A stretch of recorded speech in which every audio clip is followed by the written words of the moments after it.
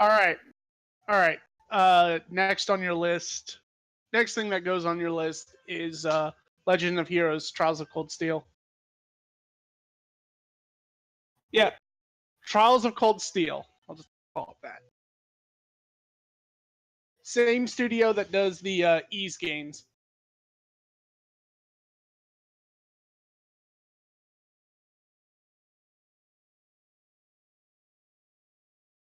Please unbalance.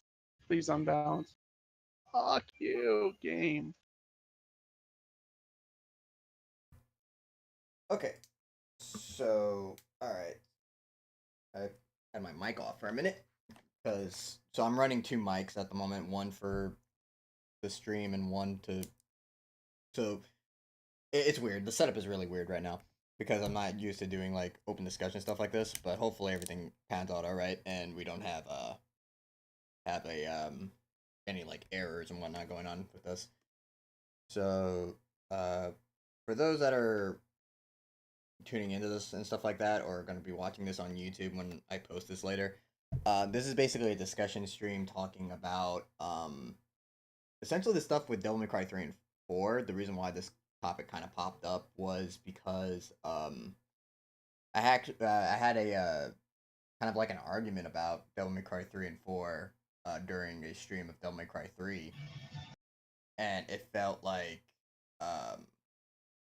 it kind of felt like it was one-sided. So it made me really think really hard and made me think about like what constitutes as fun in Devil May Cry or in just action games in general. Like what is the overall like what's the overall motivation to play these games? Like is it just the having enemies that are kind of like cannon fodder that you can just juggle them easily in the air, or enemies that actually have like fight back, like they have like teeth that just basically when you attack them they try to attack you back in the same way.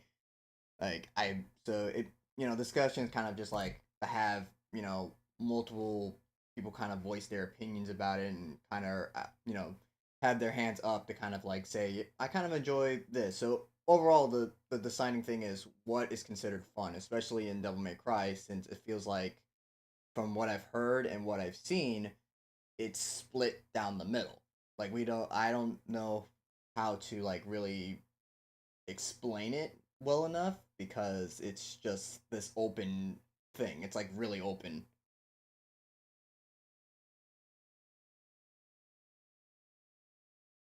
All right. Well,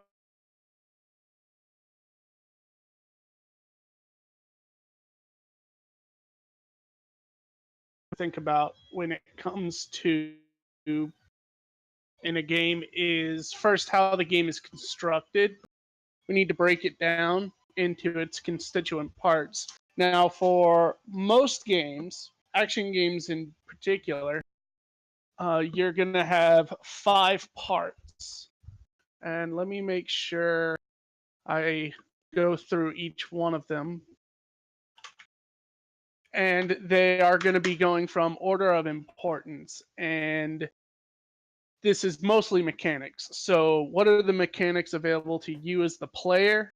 What are the mechanics available to the enemy NPC? What are the environmental mechanics available to you?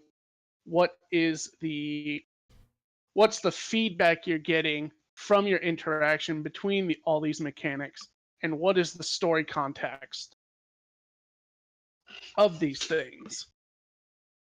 Yeah, that's what I'm feeling like is that's one of the reasons why I like Devil May Cry 3 a lot, because I mean the argument is that with Devil May Cry 3 and 4 is that 4 is better than 3. But in what scope are we talking about here? Are we talking about just how broad the combat is with like the potential that you could do with Dante aerial wise, then yeah, but there's still a lot of but on the downside of this, you have a lot of content that's missing. Like the double arms in 4 aren't as I guess you can say compelling as they are in Devil May Cry 3. They're not as like strong or I guess well balanced in the sense. But at the same time, you have style switching, which is one of the like fun things to use in Devil May Cry 4. That's like probably the one thing that really like gets people to want to play Devil May Cry 4 a lot and try to get better with Dante is that style switcher. But at what cost though? Like you're kind of having this character that's like incomplete in so many ways, kind of just I feel like Dante is like this happy accident that just it could have gone bad. It could have gone bad so quick if like it's on a scale and it was just that all the little glitches and stuff like that that are in Dante's formula just kind of made it better, but but like I said, since it's on that scale, it could have easily just gone the opposite way and turned out to be a very bad thing.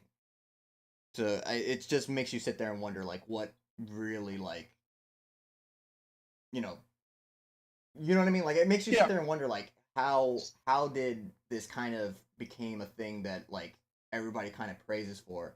But if you look at Devil May Cry 3 Dante, he's more well developed with the way his weapons work, uh guns, even the styles are act a little bit better. Just overall a lot of his m- mechanics are, even though you can only switch to one style at a time, are a lot more polished and you don't need to really use them. You can do fine with just one and just have a good time with it. I think Devil May Cry 3 succeeded wildly in having really good player and enemy mechanics. Devil May Cry has never had very good environmental mechanics. I mean, yes, they exist, but you don't leverage them like you might in, say, a Ninja Gaiden game or one-off hack and slash games like Heavenly Sword and Enslaved. Devil May Cry 3's success. Actually, let me start with 4. Categorically speaking, overall, Devil May Cry. It really actually no. Screw all that. It really depends on what lens you look at Devil May Cry 4 in. If you look at Devil May Cry 4 mechanically from Dante's perspective, the player controlled character, he is Mm-hmm. vastly superior to the Dante in DMC 3. And I mean, it really can't be contested. Here's where Devil May Cry 4 fails, though, where Dante's mechanics are exceptionally developed, either by accident or by intention. His interaction with the enemies is meh at best because Dante, the Dante character, is in a game he's not supposed to be in. Point Yeah, that's blank. another thing. Like if Yeah, you that's look at another thing. let's look at the what were those wolves? The wolves Yeah, and in 4. and uh and four. Oh, the dogs. You Yeah, mean basilisks. the yeah the So basilisk. if we look at the basilisk, Dante, particularly on Dante Must Die mode, because that's where the game's balanced, is Dante Must Die mode. Yeah. The Dante can't do anything to interrupt them really. Like their stun values Yeah. are really, really high. And that's because everything is designed with Nero in mind. Nero can get those stun values up really fast because his EX gauge, his EX abilities just ramp it up to 11. Dante can hit a lot more, but he commits to it as well. So and most of the enemies are this way. So there's really no way for Dante to interact with them the way Nero can. I mean, this is Yeah, and Nero's that game. Whereas in DMC 3, while I think Dante's interactions with enemies are a lot better because that they're character catered to was, him. yeah, exactly. Yeah, that was one of the things that I was because the art book and stuff like that. If you look at the art book, you can see there was so much content that was missing for Dante that it's I should honestly pull up that art book right now just to have a refresher. But I remember looking in the art book and there was a couple things that Dante was supposed to have that he didn't have in the game. Like for instance, Lucifer was supposed to be a lot more than just a sword that a double arm that pins up enemies. Like it was supposed to merge with the other devil arms as well, and like take on like a weird like pseudo esque thing. Especially when he goes into his double trigger, that was one thing that was just scrapped. also Dante was supposed to be able to have interactables like Nero does. In one instance, you see image slides of Dante kind of grabbing one of the swords. I forgot what they were called. You know what I'm talking about, the Yeah. flying swords. He in the image slides, that they do for like animations before they go into full animation. They had they show Dante grabbing the sword and practically using it as a weapon. Like he was supposed to be able to do kind of something similar to what Nero does, but instead in more like of using it as an object than just tossing it around. And then he was supposed to have his like own set of levels. Like he was supposed to be in the underworld. In the frozen part of it, he was wearing like one of his costumes was him wearing a winter jacket. There was so much stuff that it felt like, and you could tell, Devil May Cry 4 was supposed to be the most ambitious game out there, but it fell really short to what it was established. And it just, to me, that's why it feels like Devil May Cry 3 is just way better because of the content that's there. Devil May And just Cry the fact. Devil Yeah, go May ahead. Cry Devil May Cry 3 is also a much more focused experience because they only have Dante to worry about. They don't have to worry about Nero, who has a mechanic that just lets him play wildly different from Dante.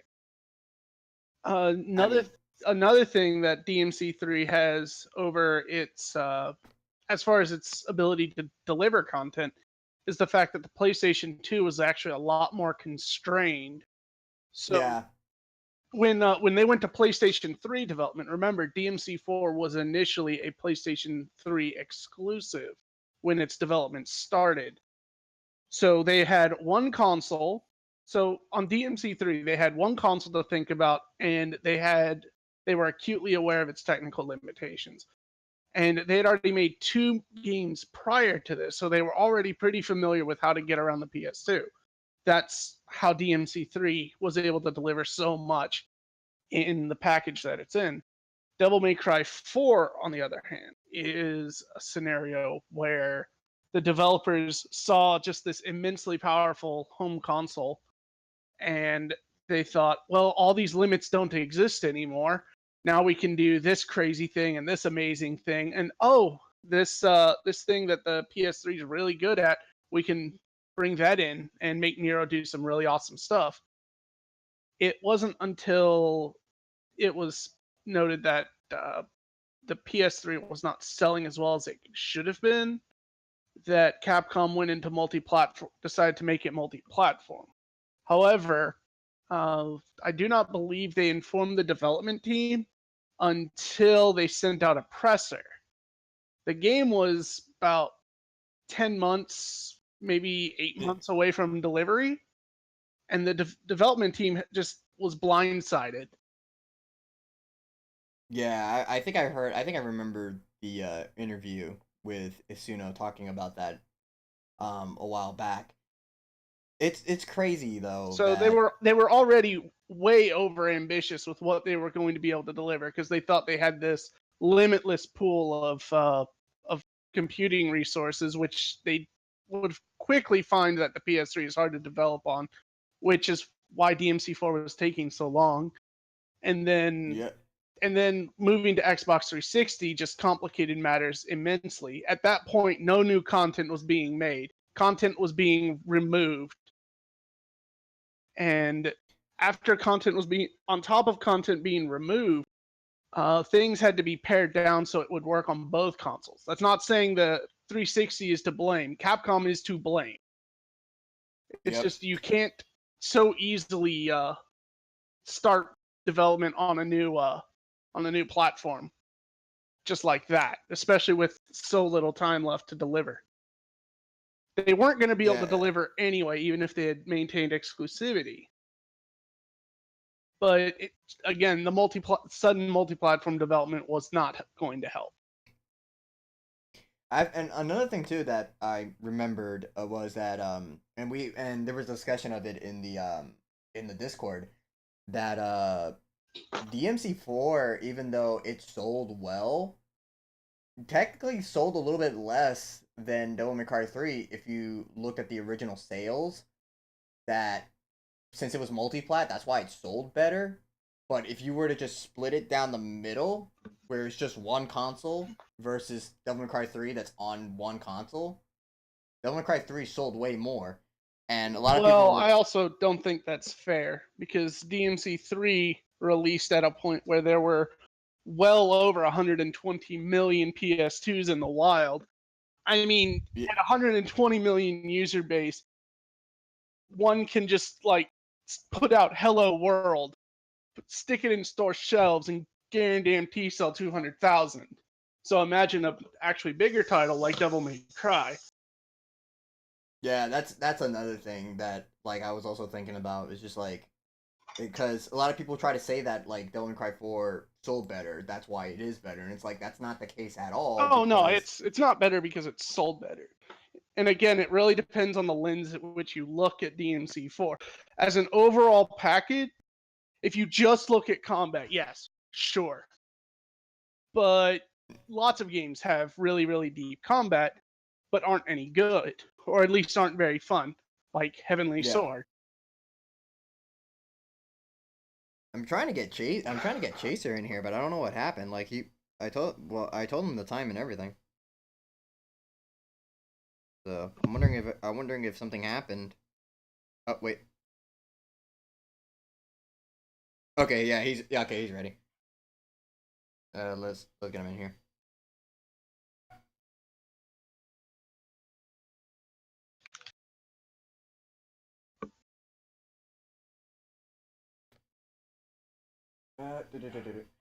That way we have another side to this. Yeah, so yeah, he I'm not gonna lie, I was up till like 3 in the morning and I thought like crap, I'm gonna be late to do this stream and stuff like that if I'm not careful. I thought I was gonna mess it up. Thank God it wasn't me. I'm sorry, I was pretty tired.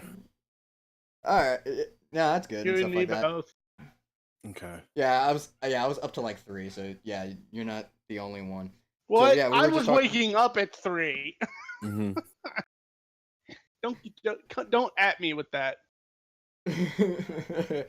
So yeah, we were just talking about like a couple things with Devil May Cry 3 and 4 just now. To get you up to speed, we were talking about how what makes Devil May Cry 3 and 4 fun Mm-hmm. in a sense, and how Dante compares in 3 and 4, Mm-hmm. and what makes the two slightly better from each other, or I guess you could say what is the compare and contrast when it comes to the combat evolving, you know, those two, because we'll just say like 3 and 4 and to just kind of make it simple.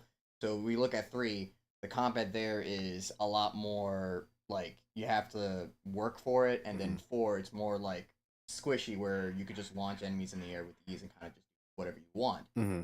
Which is more justified. The 3 where it's more of a challenge that like as the difficulty spikes, the enemies get more tougher and they actually have like I guess a sense of like animalistic behavior where you hit them, they're gonna hit you back.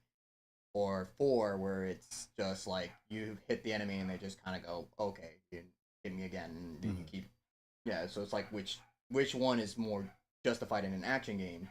Because from what I've seen in forums and stuff like that, it feels like the opinion is kind of down the middle.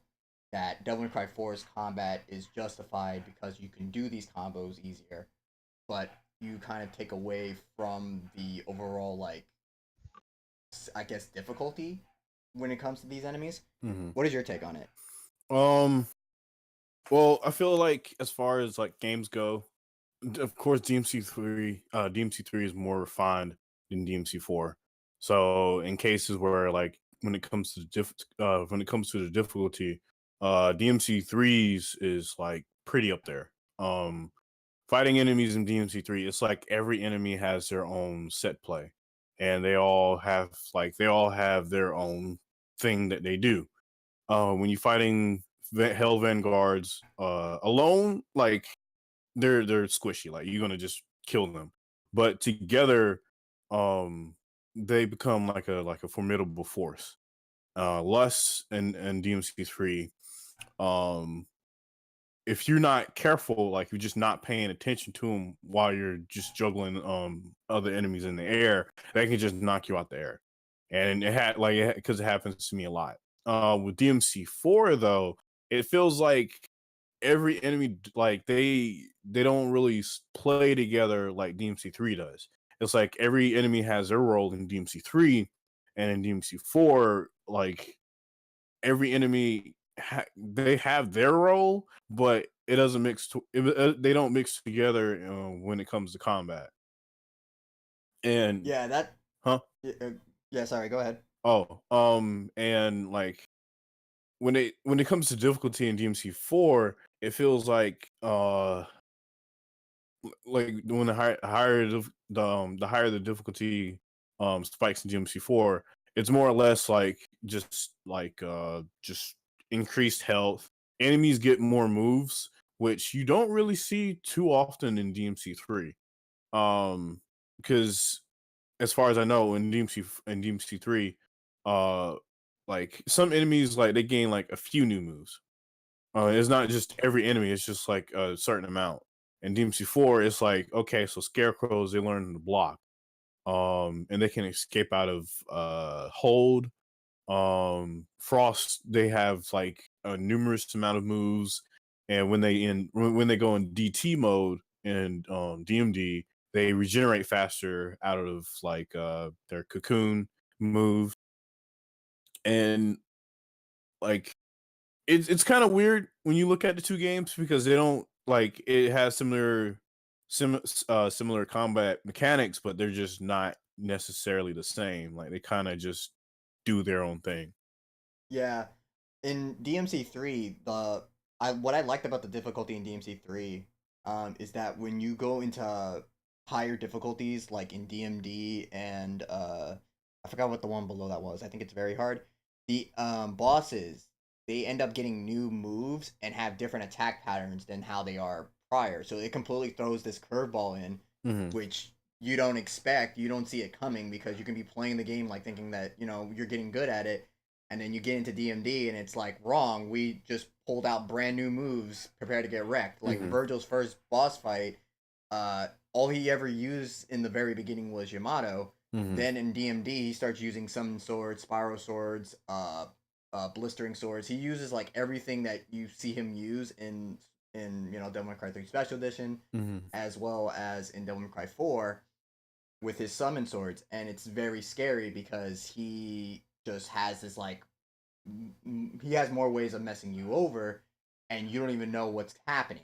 And Trickster, you could try to get away from it sometimes, and it's really hard to get away from it. Mm-hmm.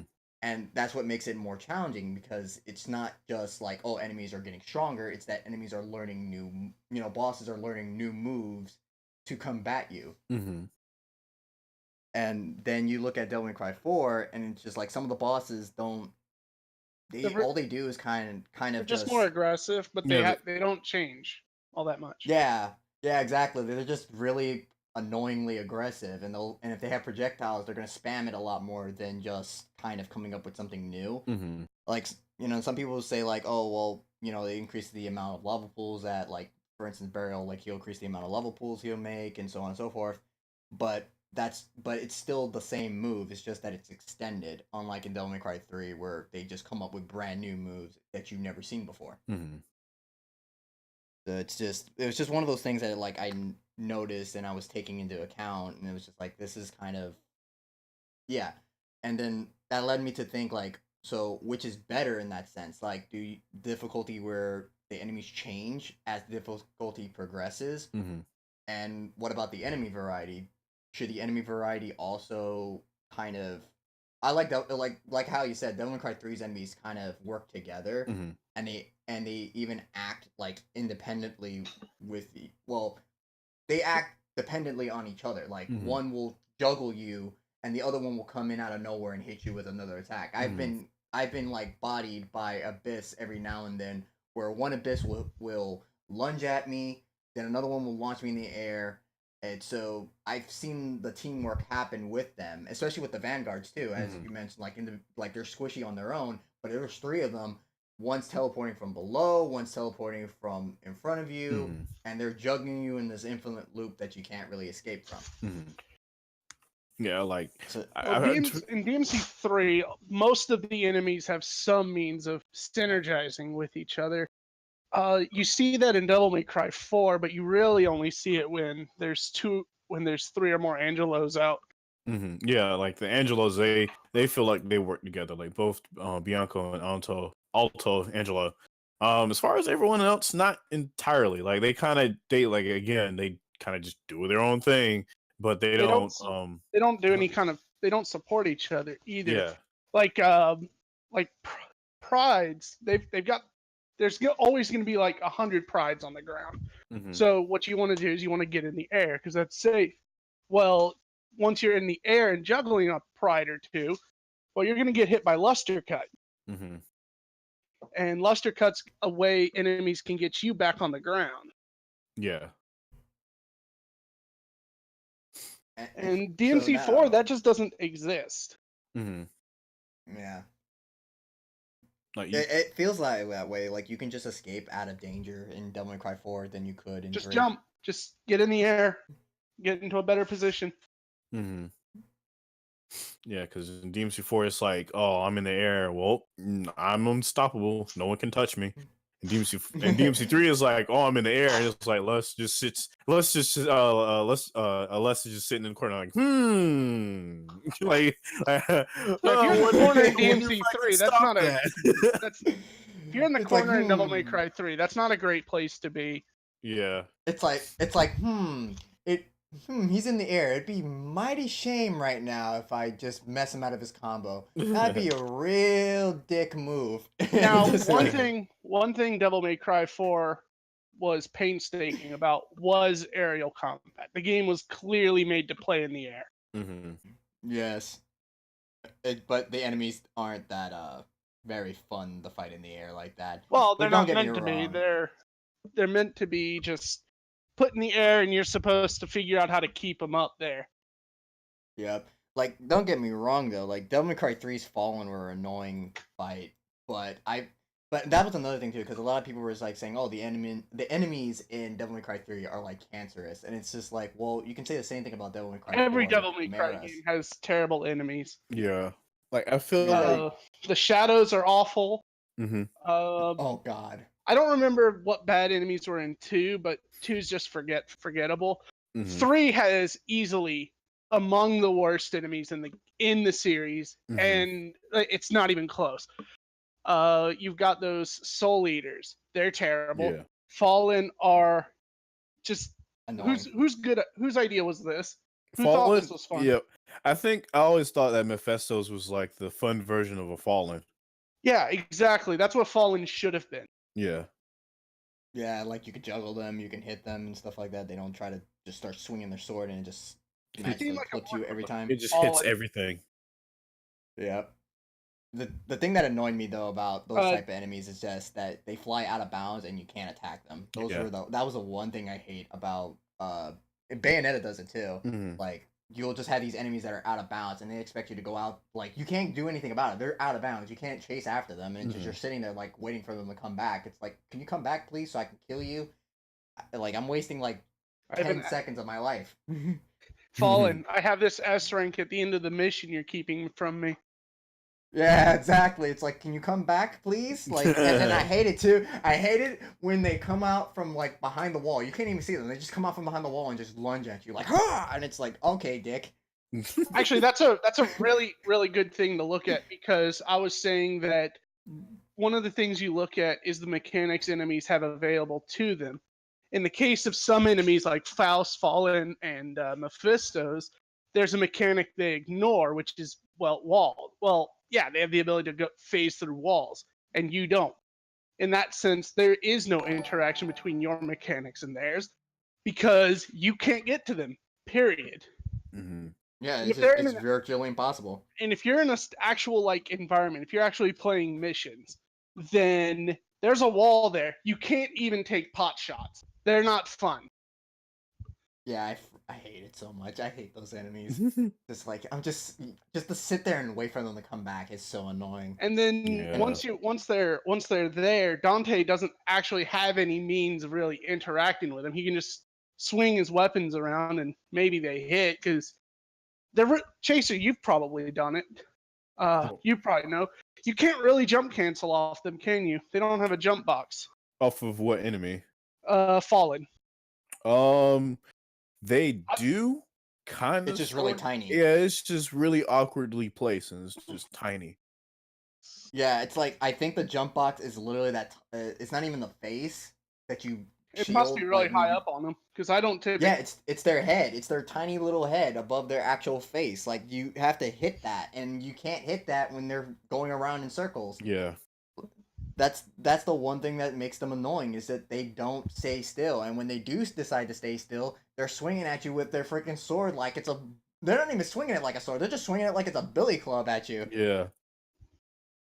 That's what made the that's what makes them annoying. But I understand why that enemy is put there. That enemy is put there to kind of make you like really like focus on like how you want to handle them in the air. Well, it changes. Because- It's there to change the dynamic of combat. Yep. I don't think it does a very good job. There's Yeah, ways it you doesn't. can change the dynamics of combat without just complete like because if they're the only ones there, there is no combat. It's turn based now. You're playing Final Fantasy VI. Yeah, it's the game of whack who and then they whack you. Yeah, you use Yeah. attack and now it's his turn.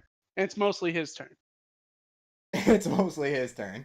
That's messed up. It's like I hit you, I'm gonna hit you again. Wait, I thought it was my turn. Wrong, bitch. Yeah, Fallens ignore two sets of mechanics: environmental and player. Yeah, and that's why in most cases it's like, oh, how do you style off them? Simple, you don't. You just gun cancel the crap out of them until Holy they're dead. water.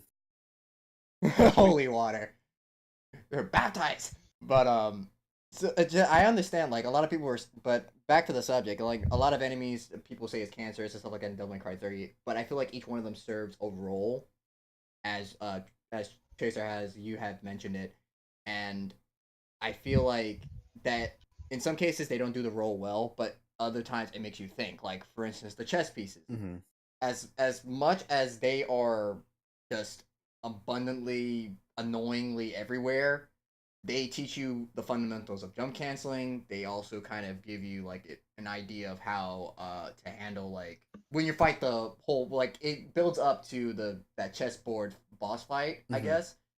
So you're like fighting each of the pieces, and then eventually you encounter the king and the queen themselves, and it's like, okay, so these enemies fight this way, these enemies fight this particular way, and if you know anything about chess, you know that if you get rid of the two rooks and then go after the king, all the pieces get destroyed. So it teaches you like.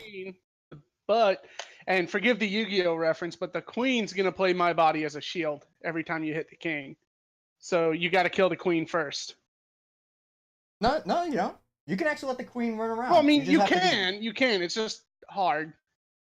It's hard. Hard yeah, there. it is. But I mean, that's how I got a couple of my S ranks done for like higher difficulties. You just kill the rooks and then kill the king. That's the fastest way of getting through that floor.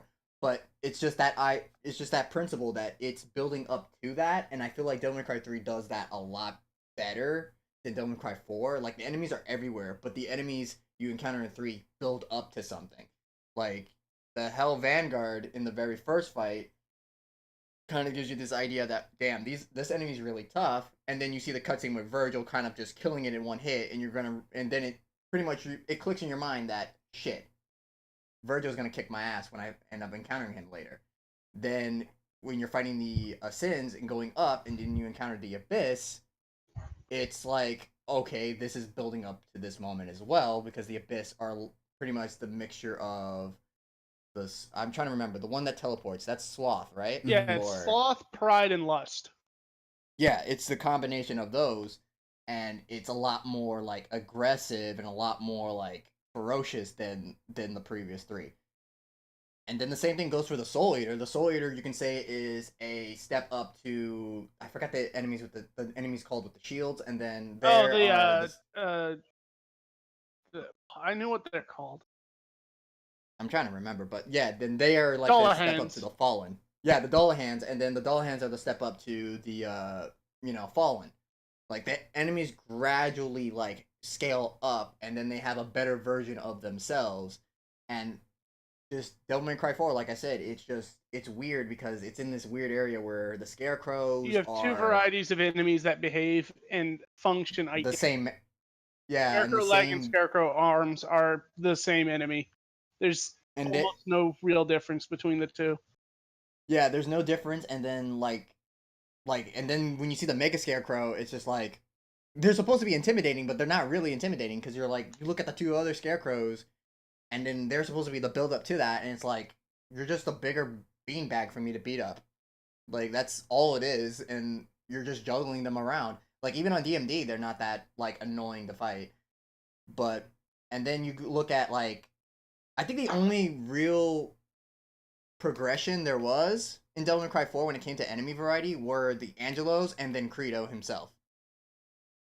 Like I felt like that was the only. But you don't run into Alto Angelos are the knights, right? The sword wielding knights, the gold ones. Yeah. Yeah, you don't run into an Alto Angelo until you beat Credo. Yeah, but which is a problem. So it's actually a step down. Yeah, that is true. That is true. I was thinking about it, and I was like, yeah, you're right about that. Your first encounter with one, which gives Devil May Cry 4 pacing issues. I mean, you can tell too. Like I've said it before in a previous stream that well, in multiple streams actually, when playing the other Devil May Cry games, is that Devil May Cry 4 could have been something like it is an amazing game. It is a fun game to play. But it could have been so much more. It's like the equivalent of a diamond, but it has like imperfections in it. It's just woven into it to where I don't know, like if those imperfections were just taken out, and a lot of the stuff that was meant to be in this game was in there, I feel like this would have been the overall the best Devil May Cry game to ever exist.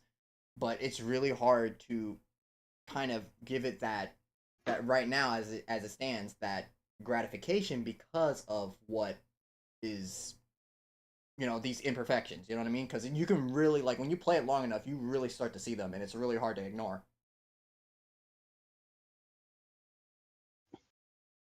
I think Devil May Cry 4 in the time it had left for development, that's when the devs basically said, all right, we don't have time to develop these new locations. Literally what we have in the final game is what was in development when multi-platform releases were announced. And they basically only had that much time left to get all of that working, 2 versions of the game functional, to press discs, to polish it up, make sure it doesn't set your PlayStation or Xbox on fire when you put it in the drive. Oh, okay. So this is another thing that I was thinking about too. The Devil Arms, right? So the Devil Arms are always this like the Devil Arms have always been the driving force of Devil May Cry. Like you always get a new one and was like, oh, I want to experiment it and play with it. What did your guys' take on Devil May Cry 3's Devil Arms compared to Devil May Cry 4's? I always thought Devil May Cry 3, like just its presentation as a whole was better, and it felt like Devil Arms were like just. It felt like they were like more important and more significant than in DMC 4, because like one thing that I really liked was that when you're fighting Beowulf, right, and you like, oh yeah, I'm about to get a new weapon, and he just flies away. You're like, crap, are you serious? And then a cutscene happens with Virgil with Beowulf, and you're like, oh crap, and then Virgil ends up getting that weapon, and then you're just standing there like, are you serious? And then was the kicker of all of that is that did that boss just get a new devil arm? What? Yeah, like the second fight with Virgil and Dante. Virgil, like he just looks at Virgil. He uses his sword for a minute. He's like, you know what? Nah, I'm about to use these on you. And he pulls out the gauntlets, and he's like, yeah, I'm about to fuck you up with these. Yeah, who wasn't hyped for that? He's like, I'm about to come at you with these. Yeah, I swear to God, I remember when I first saw that, I was like, this is bullshit. Those are supposed to be mine. I He's think running off with them. I think the Devil Arms in DMC3 had more of a place in the world because almost all the Devil Arms you get in that game come from the bosses you defeat. With the exception of Agni and Rudra, they are the Devil Arms. Yeah.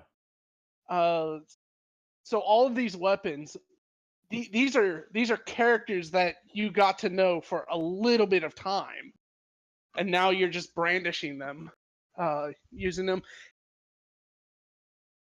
In DMC4, like these are just like Gilgamesh and Lucifer and Pandora. Pandora. Yeah, they're just laying around. Yeah, Someone just left them. Like they're used to power the demon gates. The hell gates. The batteries. The hell gates. Yeah, but it's just like Yeah, in the Deadly Fortune novels, it apparently Dante had these prior to the events of Devil May Cry 4, and Trish decided to think it was a good idea to take these and then have Agnes use these things to power up the Hellgates. So it's really weird. Like they don't really put a lot more. They don't put a whole lot of backstory onto these things. All we know from any of them is Lucifer stuff, because Beowulf in one of the pages actually got scared because he saw the double arm Lucifer and went, Lucifer turned into a double arm. Like he literally says that in the text, and how the great demon like Lucifer was turned into this thing. So that was the only type of context we got out of all those weapons, and it's just like, okay, how did that happen? When you're using Lucifer and Gilgamesh, it's not entirely like when you're just starting with Dante, and you see these trailers. Maybe you watched a review and you saw Dante with his weapons in those reviews. It wasn't in, and you look at the bosses. Keep in mind you've already beaten the game up to this point with Nero. Now you're gonna fight those bosses again. It's not entirely clear like what boss gives you what. Why does a kid beating a Echidna give you gloves that power up when she doesn't do anything even close to that? Burial doesn't do anything even remotely close to what Lucifer does. Yep. And Bale and Dagon, well, we don't talk about them because just boring boss. Joke boss's joke. He's Dan. Yeah, it felt like the weapons are completely divorced from where you get them. Yeah, that's another thing that Devil May Cry 4 just seems to stagger a lot, because you can tell when you look at that Deadly Fortune novel, you can tell that was a lot of stuff that they wanted to put into the game, but they couldn't because of time restraints and all the stuff that was going on at the time. And it would have explained a whole lot, like especially the thing with Lucifer, because apparently they really wanted to do something with Lucifer. And you could tell by the artwork inside the art book. Speaking of that art book, I'm about to grab that art book, so that way I can just look at that and make reference to certain things on there, because that art book is really important to this, because it shows so much stuff for Devil May Cry 4 that was missing. Let me see, where is that book? God, I have a ton of books back here. I have a bunch of I have a cabinet full of books, and I can see it. It's behind all these manga books that I have. So let me grab this quick. I think a small weapon selection is fine if the weapon set works on its own. And but it doesn't. It really doesn't.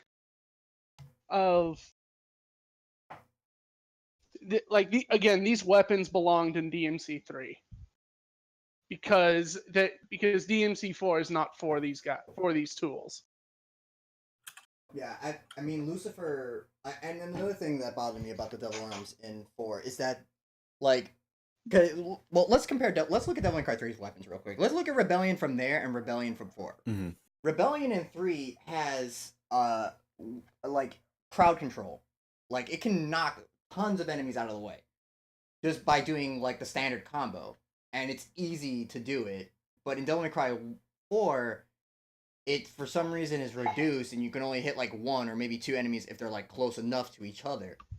Then the crazy combos that are a staple in Devil May Cry 3, you could do so much with that. And if you have Swordmaster, Dance Macabre acts as this like the first beginning part is like how Devil May Cry 4 is, but instead of it ending with him going home run on some demon, he's now spinning on the sword and then has this wide area effect that snares everybody, and then he finishes off with a wide attack that knocks enemies back. It just felt like a lot of the weapons, all the weapons in Devil May Cry 3 had crowd control, while in Devil May Cry 4, none of them really had that, the ability to like keep enemies off of him. Like the only weapon that was the exception to this was Yamato, but Yamato doesn't have as much it's not really that good at crowd controlling. It crowd controls from a distance. Yep. Which isn't what you want. Like you want Trish's style of crowd control where many of the moves she does can hit multiple enemies immediately around it. Yeah, that's what I'm saying. Alright, so I have the art book here. I'm trying to pull up some... Again, it doesn't help that enemies really don't respond to what Dante does. Like, yeah, they get hit, but they don't necessarily go into hit stun. They don't necessarily stop what they're doing. And Dante really doesn't have any means of interruption. And these weapons don't give that to you. Whereas in DMC 3, every weapon had some kind of interrupt that worked at least most of the time. Another thing that also bothered me about going right back to the style stuff, one of the things that bothered me was Royal Guard a bit in Devil May Cry 4, because it feels... I mean, yeah, you could do a lot with Royal Guard in 4, but it still feels underpowered compared to how it is in 3. And then one of the abilities that it has is really useless. It's Dreadnought. Yeah. Like, Dreadnought is... I'd argue that Ultimate isn't all that useful either. It's except in the lady boss fight, and that move makes that fight free. And Burial. It's very useful with Burial. When he's firing those feathers. Yeah, Ultimate, when he's firing the feathers at you, you can really... Yeah, when you pull up Ultimate, you get health back and everything. His attack just completely just goes right through you. It doesn't do nothing.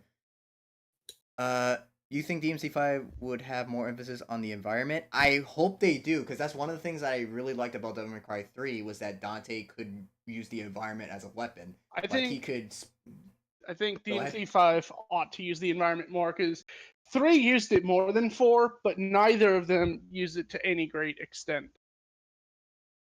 Yeah, but I liked what...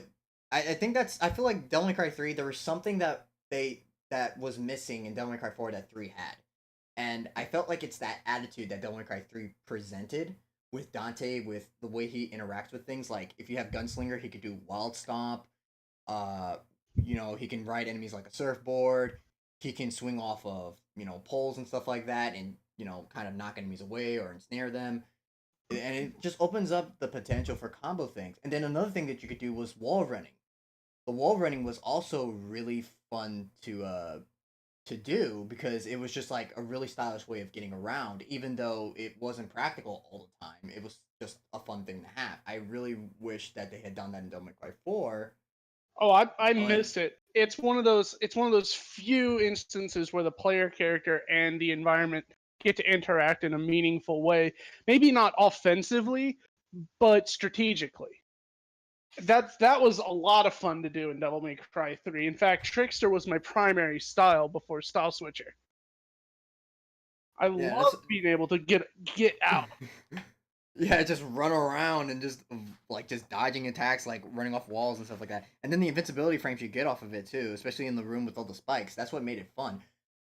But yeah, it's just like, I remembered when I got Devil May Cry 4 for the very first time when it came out, and I tried doing Wild Stomp and riding enemies, and I'm like, bro, what the F? Like, I was really ticked off about it, because that's what made the combos also kind of fun in Devil May Cry 3, is that you could do more than just use your devil arms. And then Nero looked like he was supposed to have something like that from just by the cutscene where he hops on a scarecrow and he sticks the sword into the scarecrow and starts revving it like a bike and starts riding the scarecrow around the fountain in the first cutscene, and you're thinking can you do this? Can we do this in the game? And it's like, no, we don't. I think Codex entry points this out quite well, in that when it comes to games like these, it's better to let the player do it than to let the game do it. Yep. Because we want to be able no. to do what we're seeing. Like when you see Nero surfing around on that enemy, you're like, Mhm. I want to do that. Yeah, it's like I want to have fun with this. And And DMC3 was really good about most of the time just saying, all right, here's this thing Dante's doing in a cutscene. Yes, you can do that. I mean, DMC4 is actually quite bad about that. Yeah, I feel like, and that's another thing too that I don't know if like am I the only one that realizes this, but like everything that you could do in Devil May Cry 3 was done in cutscenes as well. Like in the first like instance when the Seven Sins come to attack Dante's shop, he's already like one, you see him sliding enemies like a surfboard. That was one thing he did. Another instance was like him running off like the side of Timothy Grove. Technically, you could run up stuff with Trickster and everything like that. Like a lot of the cutscenes you could do in game. It felt like, and in Devil May Cry 4, you couldn't really do that. Like I would love to be able to parry enemies and stuff like that, like how you could in 3. When, like for instance, like, perfect example, Nero, right? You know the instance where Burial tries to hit him with his sword and he stops it with the tip of his sword? Mm-hmm. That would have been a cool feature to do. Like that would have been a cool feature to be able to stagger by parrying that attack that he does, the overhead. Mm-hmm. But it's just you can't do it. It's just not there. Like that's another thing that I missed from Devil May Cry 3 bosses, because each of the bosses had a way that you can like really mess them up. Like perfect example, somebody in the I don't remember who it was. Someone in the Discord was saying like, "Oh, how do you kind of wreck bosses in Devil May Cry 3 for a boss rush?" And I said like, "Oh, find their weaknesses." Like for instance, Agni and Rudra, because many people don't. I don't see many people who play on Twitch do this, but like Agni and Rudra, you can knock the swords out of their hands and they become completely like immobile. They don't move, and you can just abuse the crap out of them that way. And both of them, so if you're in a situation where like you have your DT like fully ready to go to explode on them, and you knock the sword out of their hand by doing like Stinger repeatedly or using like Cerberus, because Cerberus has like this ridiculous like you know, attack animation that for some reason they can't get through. They once their swords come out of their hands, you can take a good chunk of their health right there, because now they're they're more susceptible to damage, and then after a while they'll get up and run away. They also take more damage from other double arms. There was reasons to use them. It's literally Mega Man. It's actually a Mega Man game. Yeah, I think if I'm not mistaken, freaking Death Battle made that reference. It's like, you remember Mega Man? He's like that, but on steroids. But yeah, it's crazy because, and all the bosses were like that. Virgil had his own set of weaknesses that you could exploit and like kind of just like stagger him. Like one of the things is that on higher difficulties, when he does his shield and goes into his DT form and summons his swords, if you have Quicksilver, you can destroy all the swords and also break the shield that he's making and stop him from going into DT. It's really hard to do, but if you can do it, then yeah, that leaves him open to a lot of abuse. And every boss had something except Gigapede. We don't talk about Gigapede. We don't talk about Gigapede had absolutely nothing. Well, he was weak to his own projectiles. Well, yes, he was also weak to Cerberus. Just use a revolver. Yep, that was fun. That's fun to fight that enemy when you're abusing him. I always found him to be the worst boss in the game. You couldn't. That was one of the few bosses that what you did to him in DMC3, you didn't get anything out of it. In most bosses in DMC3, when like if you did certain things, the boss would respond to that, and that would either be you would either be punished for doing it or you could exploit it. Gigapede didn't really do that.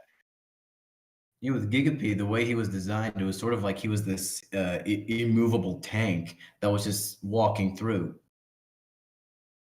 Yeah, and you just attack him when you have a minute. You know, it was it's almost like it's almost like he was just put in at like the last second of development. Oh, you don't say. That would never happen in a DMC game. Ever. Yeah, sure. I mean, I'm we got looking at some of fucking- the. Oh, go ahead. Go ahead. My bad. we have the dice game from Devil May Cry 4, where like at that point God. the repetitiveness just got ridiculous. And That's why I'm kind of grateful that Dante cuts the dice in half. Where he's like, "Oh, you want me to oh play yeah, this game? that's Fuck almost your game." badass. I feel like that should have been Feels like a secret cathartic. move. If you would like use prop shredder on it, it would slice instead. He's just like, "I'm turning this dice into confetti. I don't play board games. Monopolies for chumps. Monopoly for chumps." Freaking Monopoly. Yeah, so I'm looking at some of this concept art for some of these weapons. There was a bunch of weapons that were not done for Pandora and Lucifer. Like Lucifer. You're looking supposed at to the have, like, these- 3142? Yeah, I'm looking at the art book for that right I now. got my copy. You're looking at your copy too? Yeah. Yeah, like there's certain things that they were trying to do with Lucifer, even from what it seemed like, that just didn't happen. And it's just, and you could tell there was and Gilgamesh even was supposed to have like this thing where it merges with Dante's skin and everything. Like all the it looked like the devil arms were supposed to really like work in tandem together, and I don't know what happened. It fell short. Yeah, it was almost like the weapons reference. It was almost like a symbiosis theme going on, to the point where Dante sort of becomes a weapon himself. There was that sort of theme. Like even if you go back and look at Nero's arms concept art, you see that Nero's arm went through a lot of changes. It's almost ridiculous. And then another thing that I felt like was missing in Devil May Cry 4, right? Because it seemed like Isuno wanted to do evolving double triggers, kind of like what Devil May Cry 2 had. Because we know how Isuno is. Isuno always does this thing where he takes something from the previous game and revamps it and cranks it up to 11. And he never like leaves something out unless it's not viable anymore. And Which is also the reason why Wall Run was removed from Devil May Cry 4, because you were mostly in open spaces. That would have made it useless. Yeah, I really wish that, but I still wish they had like something Me like too. that. I feel that. But yeah, if you look at Ultimate DT, it's ridiculous because you can see that there was a lot of stuff done with this thing, and yet we never saw it in game. It that's just one of the things that was cut. It wasn't even like there, like in spirit. It was just completely gone. Yep. It was really strange, considering the fact that Devil May Cry 4 had most development time than most DMCs.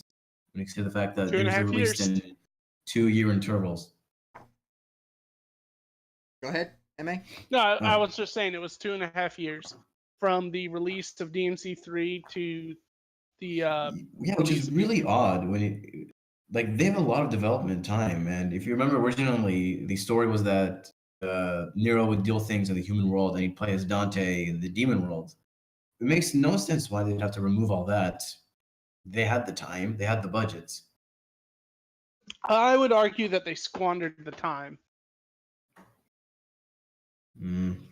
Because you're right, they had the time. They just didn't use that time very well. Yeah, they didn't use it right. I also feel like that it's also because when Devil May Cry 4 was coming up, that was like brand new hardware. The PlayStation 3 and Xbox 360 were brand new. Like they didn't know the full scope of what they could do, and then PlayStation 3 was using an outdated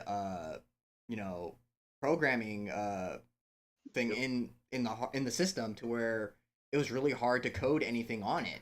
It wasn't until like years after the fact that people were kind of cracked the code on how to actually do it, and they were able to come up with a lot of crazy things for it. Like we got games like The Last of Us that do really well on the PlayStation 3, even though we have like the PlayStation 4 now, it's still amazing to see how it fares. You know what I mean? Like And then it there's just Bayo wasn't until PS3. I was saying earlier that Capcom was so enamored by the platform and all the things it would let them do that it's almost like what happened to Duke Nukem Forever. They just kept wanting to do more and more and more and more, and Yeah, eventually, they were really aiming too high. yeah, it eventually caught up to them that, hold on, one, we don't actually have time to do this because the PS3 is really hard to develop for. Two, it's not going to sell as well because the PS3 isn't exactly doing very hot. So now we need to use what time we have left to make an Xbox 360 version. Because remember, this was a PS3 exclusive at the start. I remember that. And you can those days. actually really tell the fact that they were aiming way too high. If you actually go look at page 131, when they're talking about the Savior, the original polygon count was 100,000. Whereas after that, they scaled it down to about 60 to 70,000. That's just Yeah, how it's high they were ridiculous. aiming. It was Okay, almost. so all right, so I just found the thing about the Gladiuses, right? So Dante was, like I said, Dante was supposed to have these action like contextual like abilities like Nero does, and it seemed like there was two ways of doing it. So if you did it in one way, and if you whiffed it, he would the Gladius would stab you. But if you were successful, you can actually ride it by grabbing its neck. The other way was you can actually, if you messed up, he would come at you with a swipe. But if you were successful, you would be able to use it as a weapon. Yeah, they were kind of doing that as well for Bale and Dagon, whereas Nero would have this mechanic where if you would attack him while he was gathering air, you would actually slice his chin open, and that would let all of the air out, and you could continue wailing on him. Yeah, it's crazy because it's just like this Dante was supposed to have a lot of the stuff that Nero has in 4, but it just didn't make it out of, I guess, post, like, not post, but like pre-production of, but then again, Dante only got what, 9 months worth of development time, was it? If that. Yeah, if that, considering. And then there was enemies in here because as I'm looking at the art book right now, there's a bunch of unused demons that were missing. Oh Some yeah, of them, the merchant demons. yeah, merchant demons. Some enemies that look very similar to the centipede from 3. Some that look like puppets from Devil May Cry 1. Oh, Some the enemies marionette. yeah, the marionettes. Some But that do you see the are, one at the bottom left corner that kind of looks like Agnes? yeah, the one that looks like Agnes with the larvae thing with the butterfly wings. Yeah, that kind of looks like a sort of, sometimes they would use it with games. What they do, they take a boss and then they sort of downscale it, kind of like with Phantom when they gave us the Cyclops in Devil May Cry 1. It seems Yeah. like they're doing the same thing with Agnes. But that's how Devil May Cry is, though. Like, that's how it was in the beginning. It was that the enemy scaled up to something, and then we fight, like, that boss that's supposed to be the representation of that. You know what I mean? But Yeah. it didn't happen. And, there was more emphasis on, like, stuff like, there was supposed to be this wood dragon that we fight. I'm guessing this was supposed to be, like, There's less, male... like, build up to the theming. Yep, that's... It was more like, okay, we have to hit this. We have to hit this this point. You have to get a fire boss, an ice boss, and an earth boss, and just throw them all together.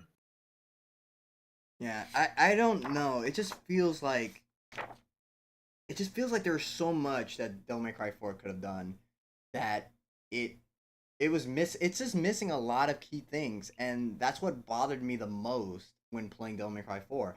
Not the combat, but just the context of that's inside that combat was missing. Devil May Cry 3 had, like, even though it didn't have like as broad of like a combat thing with the style switcher, its weapons for the style switcher just didn't feel right. It didn't match up as well as like Yeah, Devil May Cry 3 was like really filled to the brim with personality, especially in combat, and that's almost and non-existent in Devil May Cry 4. Yeah, and I believe that I made a reference to this as well, actually, because in the conversation, Chase, that I was having with somebody about it, I my memory got mixed up, and I thought that Don Gurry also had posted a tutorial thing on guard flying, but I realized that yours was older than his. Mm-hmm. Like all these mechanics that Dante has in Devil May Cry 4 essentially is, you know, a lot of people try to say like, oh, this is what makes it great, but it's like, but these are also glitches though. These are also Yeah, like they're unintentional. bugs that, yeah, they're unintentional. These weren't exactly intended. Yeah, it's just we could say the same thing about jump canceling too, because that wasn't something that the developers were like, oh crap, you can actually do this. I want to say I don't think it's I think the fact that it's there isn't unintentional. I think the degree to which we've taken it is unintentional. Yeah, like it was meant to just be an evasive tool, and then we ended up making it from evasive to offensive. And I could imagine the developers' faces when they saw this happening and they're seeing the YouTube videos. They're like, "Holy shit!" I think Yeah, it's like this is I like Devil May think Cry they, 4 became Street Fighter 5, but without any nerfs. Yeah, it was just like, what the, you I know, think and that's why they that ended was- up putting the nerfs to jump canceling in 4. I think that Like- was when they decided, hold on, we actually have something really special here because Devil May Cry has something no other single player hack and slash game has. Metal Gear Rising doesn't have it. Bayonetta tries to have it. Metal Gear Rising doesn't have it. Nier doesn't have it. Does not have it. And Yep. that's just these wild, crazy combos that like Devil May Cry became this thing where whatever you can imagine, you can do it. Yeah, it was a freedom of expression. Yeah. Devil May that's- Cry became this thing where it became the epitome of crazy. yeah, Yeah, crazy games. If you wanted to do something, it's like you don't have to worry about cooldown. You don't worry about you don't think about, oh well, I have to wait for this move to finish. Like almost all the other games I listed, yeah, your combos are basically just dial up. Just dial up a combo. Like you might have an instance where you can switch into it, and then the combo continues from there. But expression is just damn near limitless. That's what that's one of the things that I really loved about Devil May Cry as a whole is that it's not about like you performing the combo. It's more like, okay, how stylish can I rip this guy a new asshole? Mhm. I think Like, Codex Entry. It was either Codex Entry or Foxcade said it best. It isn't what you're doing. It's how you're doing it. That's important. Exactly. That's definitely the best part. Yeah, and in Devil May Cry 3 and you know, back on the enemies and stuff like that there, it was fun to fight those enemies because it wasn't like in Devil May Cry 4 where you hit the enemy, it's like, okay, I got them in the air, now what? In Devil May Cry 3 it was like, how do I get this guy staggered to where I can launch him in the air, and then what am I doing there? It's like, oh, you want to jump cancel me, you want to juggle me, you have to fight for it, you have to earn for it, and it makes it more satisfying when you do it. Especially when you're fighting the spiders, because the spiders are probably the more like heavy-esque enemies that will, like, if you attack them, they will try to, you know, parry it, and then they'll lunge back at you. And if you can catch them before they do that attack, they become staggered, and you could just launch them in the air from there. I think what's also interesting is that somehow Devil May Cry has convinced us that we need to do more to an enemy besides just spam high time. Yes. Yeah, because looking at Devil May Cry 5, it's like you got all these options just to launch the enemy now, including a new taunt. That's literally just a Lucifer Rose. Oh yeah, the air taunts. Mm-hmm. Right. Yeah, And then- the air taunt is basically Lucifer Rose. I saw another thing too that and it's weird because like I always wanted to do this because I want to go into the game development field, and I always wanted to have like a feature like this, Mm-hmm. but Asuna once again beat me to the punch when it comes to this. So Nero has this taunt that he can do, and it's only for him. That if you're, I believe it's A or S, he puts his hood up. Yeah. And, Right. and he does not take the hood off. The only way the hood comes off if he gets hit. And that's it's kind of like, doing God. the don't get hit with the Yeah, hood on God challenges. Yeah. Oh, It's those just are like great. Yeah, so it's like I wanted to have a feature like that in a game where it's like if a character's wearing a hood, because it always bothers the shit out of me. Because you see characters running around with hoodies and stuff like that, and it's like, why don't you wear the fucking hood? Cough Assassin's Creed. Mhm. It's like for real, like, and And why it just didn't bothered Nero? me. Why didn't Nero have a generic Order of the Sword hood in 4? Oh, that would have been cool. Like an alternate version of the normal costume. Like Yeah, that I would mean have the been sick. scarf's OP AF, sure, but I'd like a hood too. Scarf's okay. The Scarf funny is OP, thing please is, buff. the funny thing is, if you look at the art book and look at all the outfit selections that Nero had, Oh he had my a god, there's lot so of many. He had a yeah, lot. There's like 2 pages worth. I think yeah, it's and then you I think it's Go ahead. interesting that there's so much going on about costumes and they have absolutely no effect on gameplay, but Yeah. what they do, It's I costumes mean and like color schemes. it's like that's the thing with character design. It's just like the gameplay. It's all about presentation. I just feel like they could have.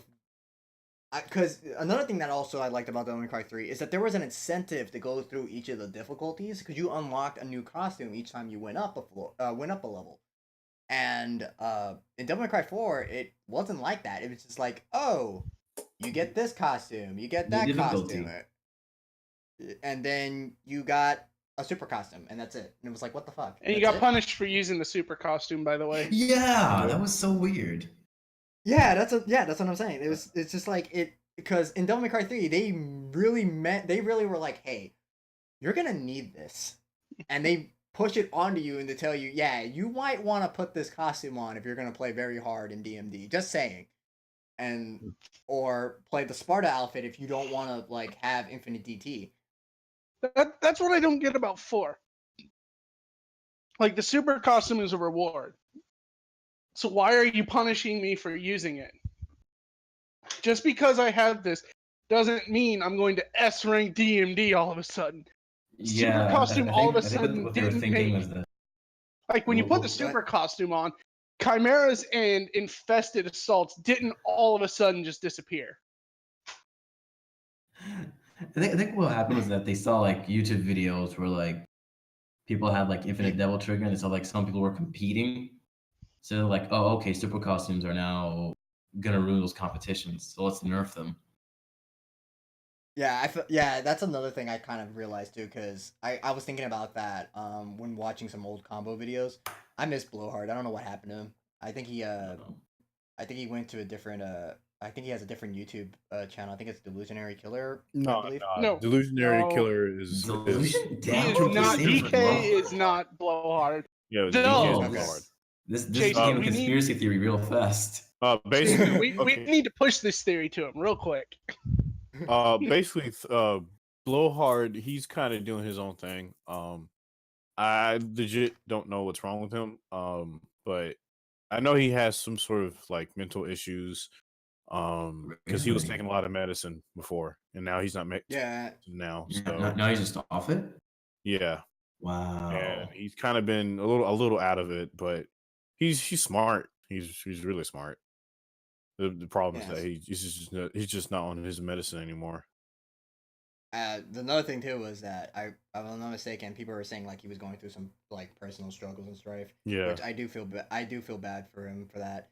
And you know, those are one of the people besides you and him Mm-hmm. and Keith way back when like there was a lot of combo videos I grew up watching that I was admired, especially like Hell Sloth is Dead. Mhm. Who Tylon, did that? like those. Who did that? Who did Hellspawn is Dead? I'm not sure. Like Because all I've ever found are re-uploads. When I started watching, when I decided I'm going to get good at Devil May Cry back in 06, Hellsloth is Dead is what I watched, just like everybody else in this chat. And let me see. I think but that was by the I think that was time I Keith as well. watching it- but by the time I was watching it, it was already a re-upload. Yeah, like I ran into the guy who did it way back when my channel was like a lot smaller.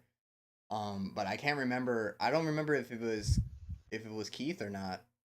I might be wrong, but like so in those videos you see like let's look at Blowhard's video real quick because Blowhard's videos are a perfect example of this. Mm-hmm. With the DT, you can abuse the DT and keep an enemy suspended in the air because DT explosion has a hitbox and it doesn't knock them away unless you have it fully charged. So you can just like turn off the DT, then Helm Splitter, turn it back on, and it'll stop the enemy's descent, and then you can just combo and juggle into other stuff. And then Helm Splitter has a small window of buffer, and you can buffer into other attacks with it.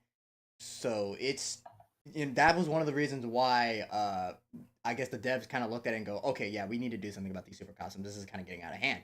And then when I said jump cancelings were nerfed, they were nerfed because in Devil May Cry 3, when you're fighting the enemies and stuff like that in Devil May Cry 3, there's like this invisible number generator that's in the background. Mm-hmm. So every attack you're landing, the attack scales, right? And Devil May Cry 4, when attacks scale, they scale to a certain limit and stop. And then go back. In Devil May Cry 3, they keep scaling. They keep building. So when you're jump canceling, this multiplier keeps going because it's a consistent combo that isn't stopping for whatever reason, and the damage just starts adding up like really fast. 1 minute you're taking 1 bar, next minute it's 3 bars, and then it just keeps doubling in strength. And a perfect example of this that you can do to experiment to see what I'm talking about is do Ultimate Tempest on the Leviathan's heart and see how quick the damage just completely like destroys that boss. Like just right there. It shouldn't do that. It should have just scaled to a certain point and that's it. But if you do it just right, the scale increases so much that you can kill him within the first Ultimate Tempest.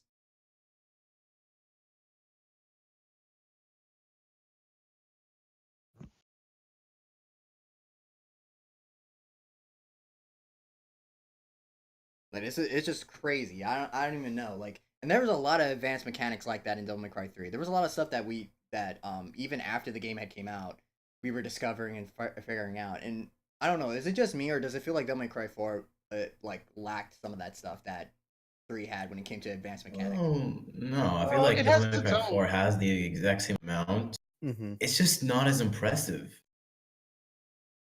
It's I just really think not what that makes big. Devil May Cry 4 impressive is the mechanics that are unique to it. Inertia and the way that you interact with that. Namely Yeah. with guard flying. Or figuring out ways to store inertia and then release it. Yeah, because Devil May Cry 3 would stop you immediately. Well, you didn't really have too much inertia in DMC3. Moves had, I guess, more or less drifting, where you can jump cancel and then kind of drift in a certain direction. But as far as inertia, I don't think it really had inertia in the same sense as DMC4. Yeah, the only thing that you could really do in the air was airwalk, which is using like, if you have Swordmaster equipped, using like 2 attacks like that have like long airtime, like Navon's Scythe Swing and Agni Rudra's Swipes. I forgot what it was called, what the exact move is called, but you know what I mean. The aerial rave that it has. Mm-hmm. If you do the timing right, you can pretty much stay in the air for a really long time. In fact, this is like one of those mechanics you want to learn, especially if you're fighting like the Leviathan's Heart, because it's one of those enemies that you want to stay in the air as much as possible just to avoid the dangers that are below. And this pretty much provides you a way to keep yourself suspended for so long that you could actually take a good chunk of the health of the Leviathan Heart before coming back down and then resetting to come back up. So yeah, that was the only thing you could do. And then with inertia, I guess, and if we're just talking about like something that's not that, I guess you could say Cerberus has inertia a bit because it's forward animation with air, with the standard air attack, which is basically a aerial revolver. That attack, when you're comboing enemies, will make Dante kind of start rotating around the enemy in the air until he hits the ground. So I guess you can say that is kind of inertia, not necessarily. That's just like sort of a kind of like an animation type thing. Like he moves, but he like you can't really control the inertia. You can't leverage it. Not really inertia, but you can't just control like you can kind of move Dante like while he's jump canceling. But the problem is that it's still not inertia. It's just like when you're doing swings with Cerberus, is more or less you kind of just going around the enemy but it's not generating any type of inertia. Yeah. But it's like The problem DMC4 had was mechanics like inertia, where frankly I would think I was playing DMC4 I was mining it for about a year, and I never came across it ever, not once. It's one of those things that you just don't. If you weren't in the know, you would never have found it. Yeah.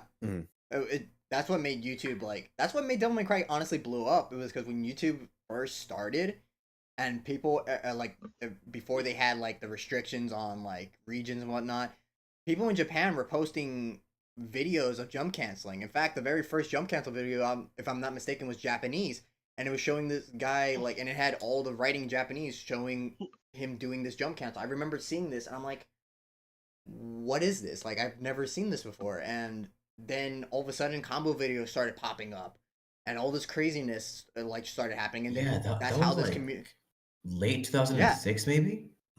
Yeah, probably around probably even earlier, late 2005, because I remember when DMC3 I had searched up some videos for DMC3 see which was the oldest video, and even back in 2005 people were jump canceling. Yeah, it was just as soon as YouTube was, because I remember when Devil May Cry 3 came out, that was around when YouTube started up, and the first thing I saw was that, and I'm like, I'm so confused.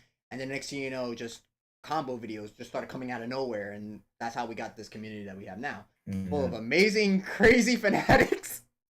We're in our whole league of our own at this point. We're always coming up some way to abuse the system, and the developers are like, okay, we need to do something to stop this. No, I think they're going the opposite direction. Yeah, that's the thing. They embraced the craziness, the absolute insanity that we committed. They embraced it. That's what makes Devil May Cry so special, because if this crap was happening in, for example, Ninja Gaiden. Oh, well, yeah, in a fighting game it would get nerfed next day, guarantee it.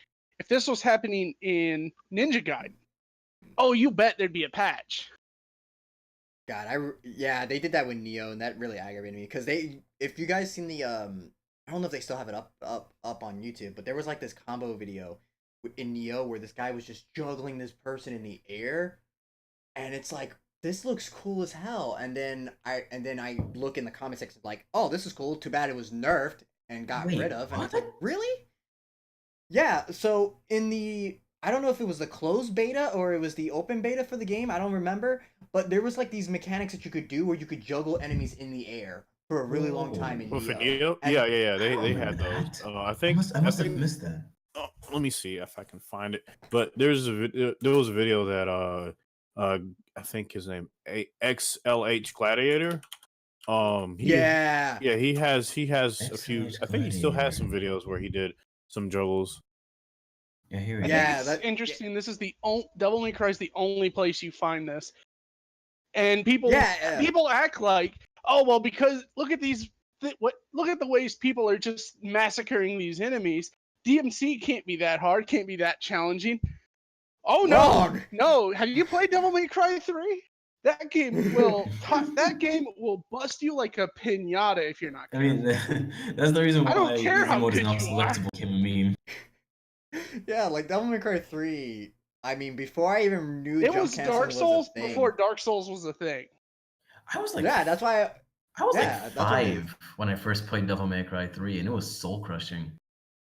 I remembered. I believe I was not much has changed.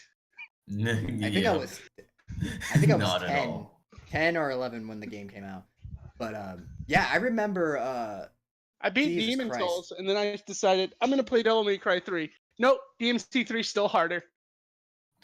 Yeah, that's why I always say that. People are like, oh, if you play Dark Souls, yeah, well, this game basically is the grandfather to Dark Souls in terms of difficulty. That's the thing. You can't apply the level of difficulty from one series to another, because each one has its own sense of difficulty. Maybe you can apply Bloodborne to Souls. It's essentially the same idea, but we can't apply the sense of difficulty that Metal Gear Rising has to Devil May Cry. Yeah, that is true.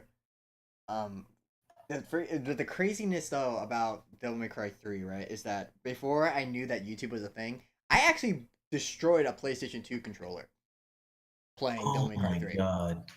Because I didn't know jump canceling was a thing, and jump canceling makes it so much easier to do things. So I was dodge rolling a lot, and I'm shooting a lot. So I'm just doing all this stuff. Next thing you know, because I'm in Bloody Palace, I'm like on the fucking 8,000th floor or whatever. When the enemies get really annoying, I'm dodging. I'm trying to bob and weave and all this other stuff to try to not get hit. And all of a sudden, screen says controller's disconnected, and the controller just went in half. In half, and I'm like, what the, and it was my favorite controller too. It was a blue PlayStation 2 controller. No. I was like, Oh, I've got one. I have one. Oh my god. It was the solid blue one. Stopped working.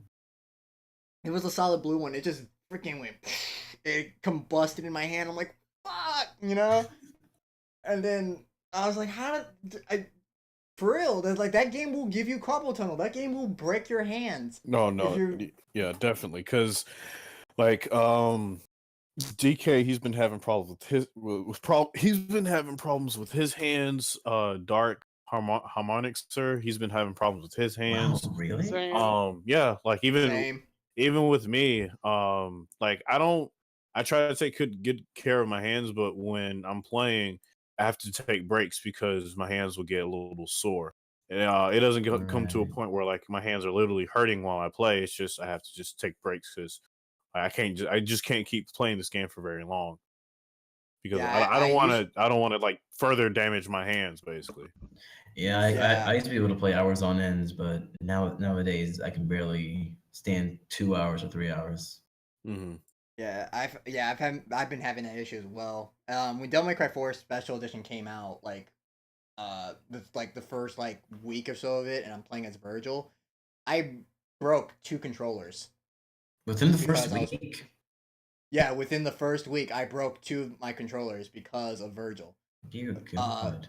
Like the triggers got messed up to where I had to take the controller apart and put like stuff in it to try to make the triggers more responsive.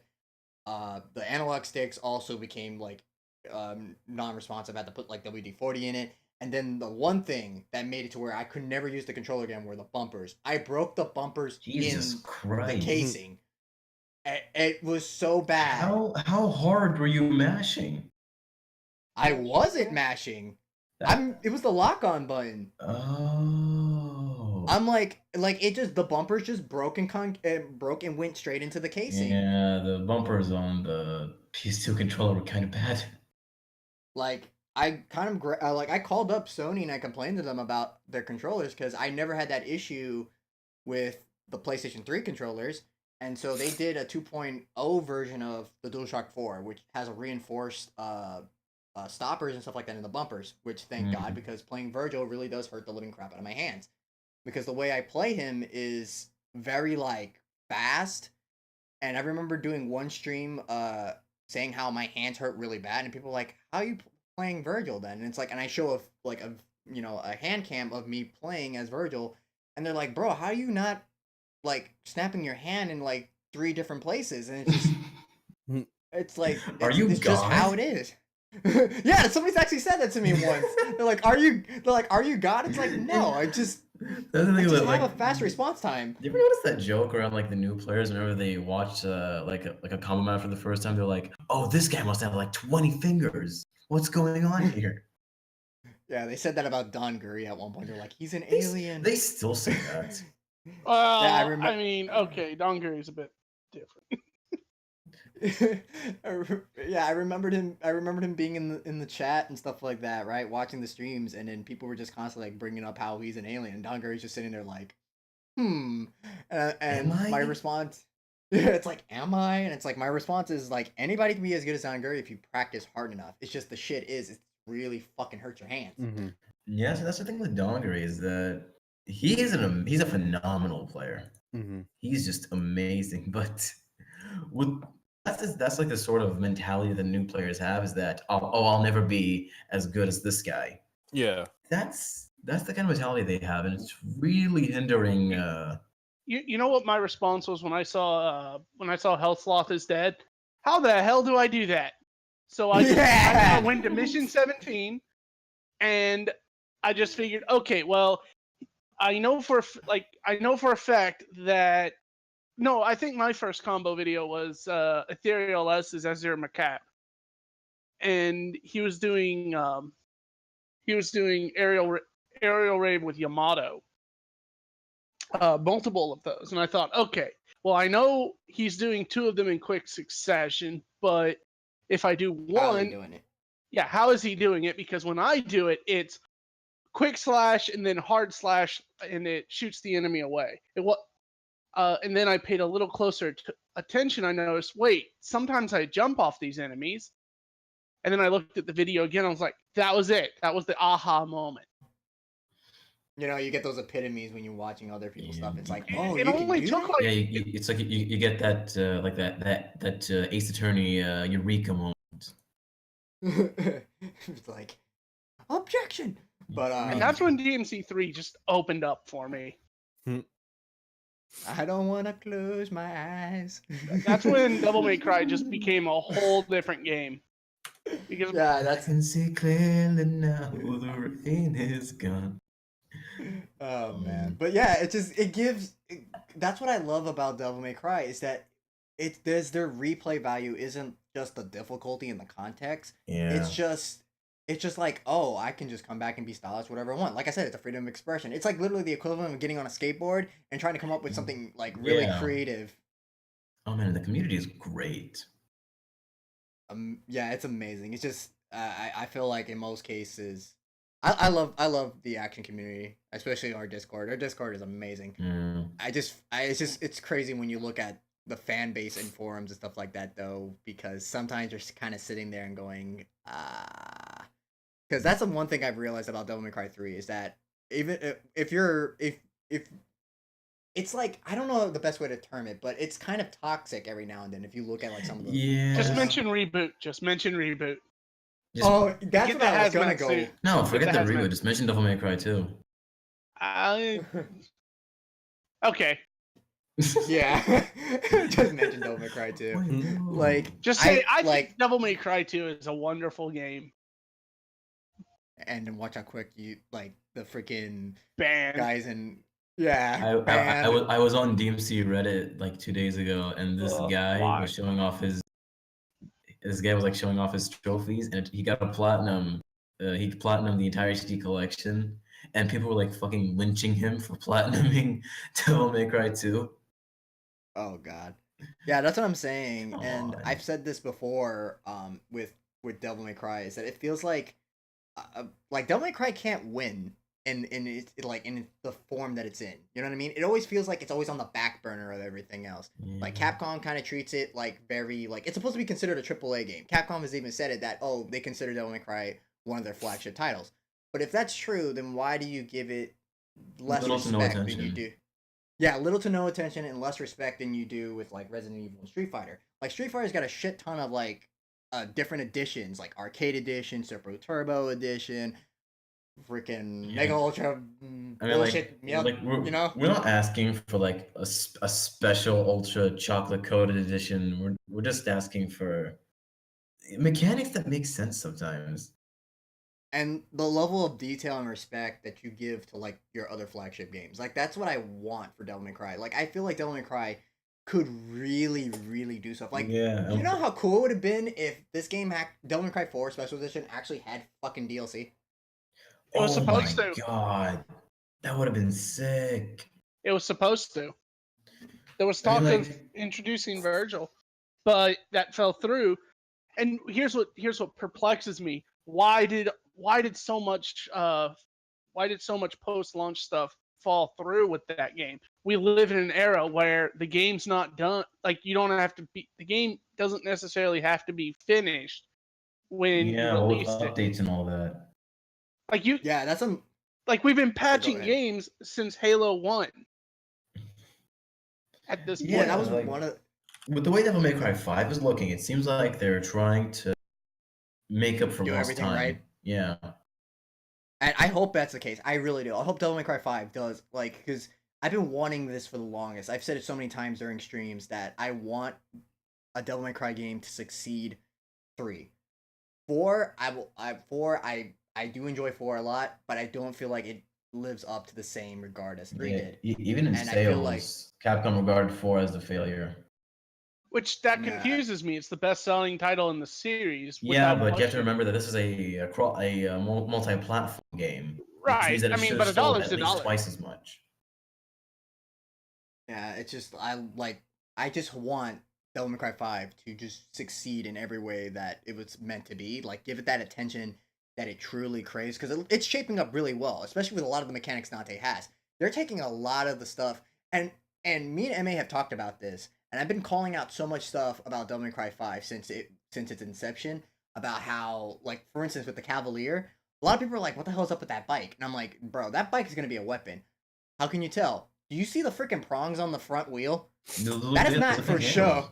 You can tell instantly that it's going to be a weapon. Yeah, as soon as you saw it, a lot of people were just like, "Oh, that's the bike that you rode to hell with," and it's like, No. bro, that's gonna be more. That's not it. Like that's a brand new double arm. Like I was saying, how that thing is a weapon. Like look at the wheels, look at the tracks, and then look at the spikes on that. That thing is meant to plow through demons. There is no way that But, that's like, just gonna be used. We didn't know how, and like the way they presented it at Gamescom was so good. Yes, It most was definitely. just And then amazing. And then they took a lot of things from Devil May Cry 4 that I realized. Like for instance, if you watch like the 20-minute gameplay footage of it, there was a moment where the guy uses Gunslinger. And Mhm. Gunslinger, when he does Bulletstorm, you know how Bulletstorm only has like, oh yeah, it just goes down? Yeah. Or in Devil May Cry 4, you have to like do something to make the inertia happen to Yeah, where with it goes- Rainstorm, yeah. Yeah. It doesn't do that in Devil May Cry 5. He actually goes in any direction you Yeah, want the when you do. fucking Dante copter. Oh yeah, Yeah, yeah. and- Because Dante. That is I had broken. noticed that, but when we That is- I know when Dark Harmonizer, oh my god, what's it? Fucking Harmonixer. Harmonixer, Harmonix. whatever his name is. Because no, some people say Harmona Mixer. yeah, no, the correct pronunciation. I cannot fucking talk. Yeah. Why are we discussing this? But anyway, he was talking about Dante's Rainstorm. He was like, it's not nearly that bad. It's just he can move with it. Because in DMC4, when you just spam Rainstorm in the air, you stay in the air for a long time.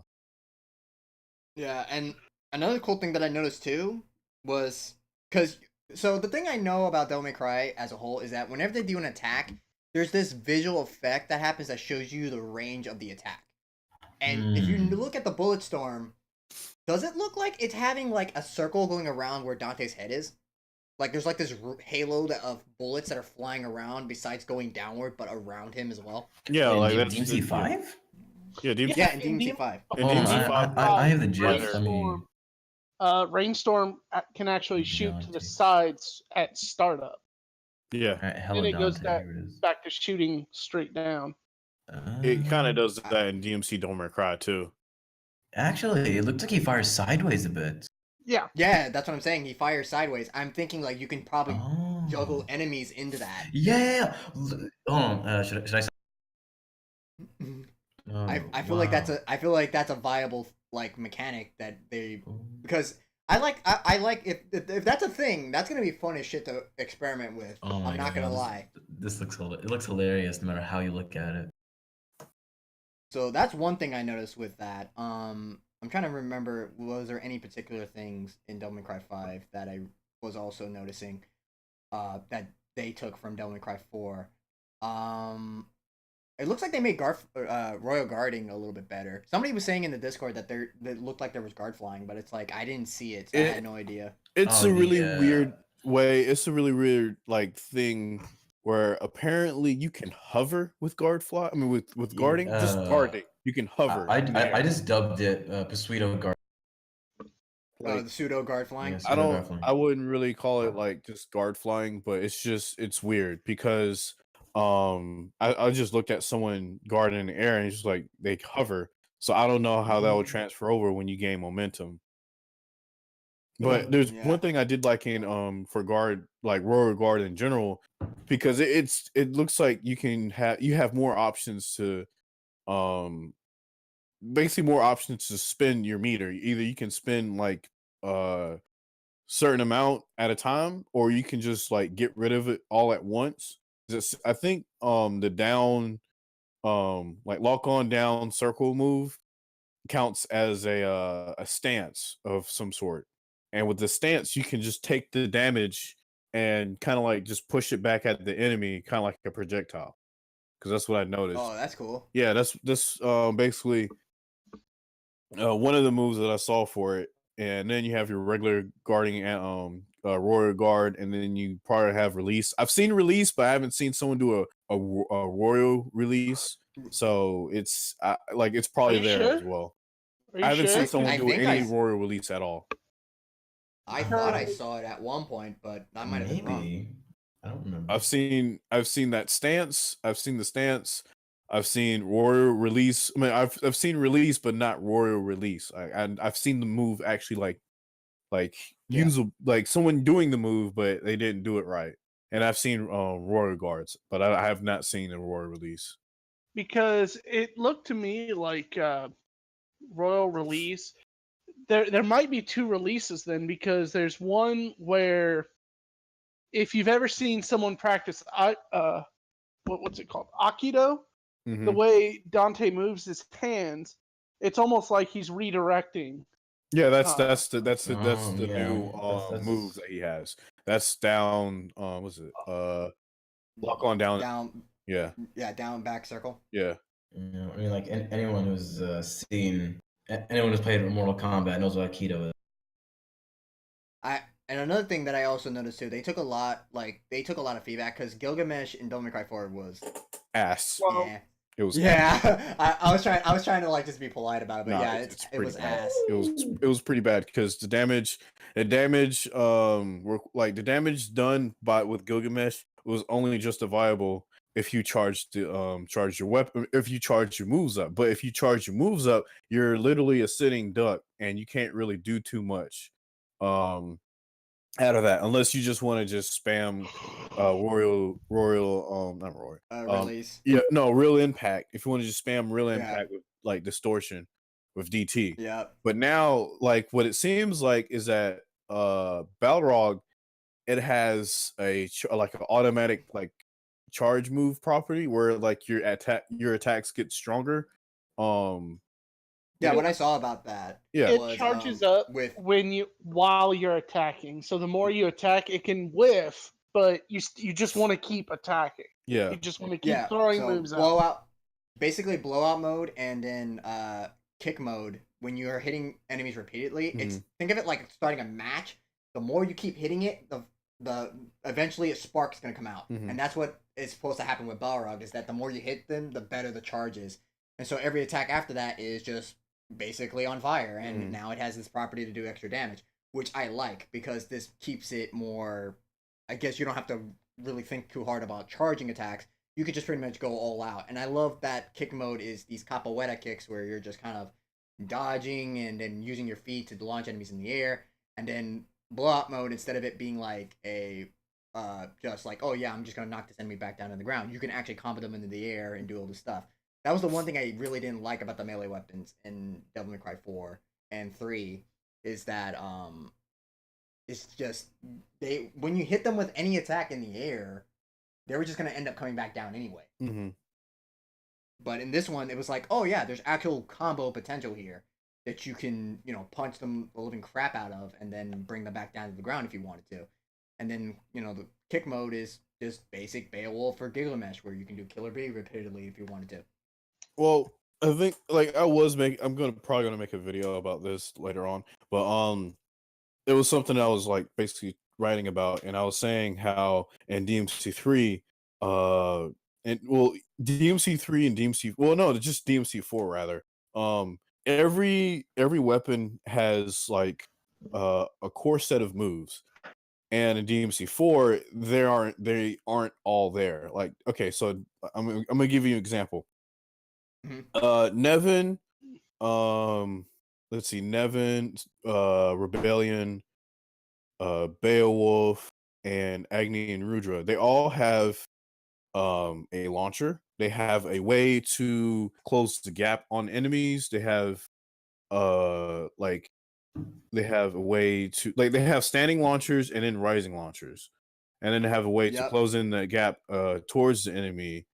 And crowd control. Yeah, and then they have some form of crowd control without minus Cerberus, because Cerberus doesn't really have a move that closes. Launcher. Yeah, no, it does have a launcher, but you can only use it in Swordmaster.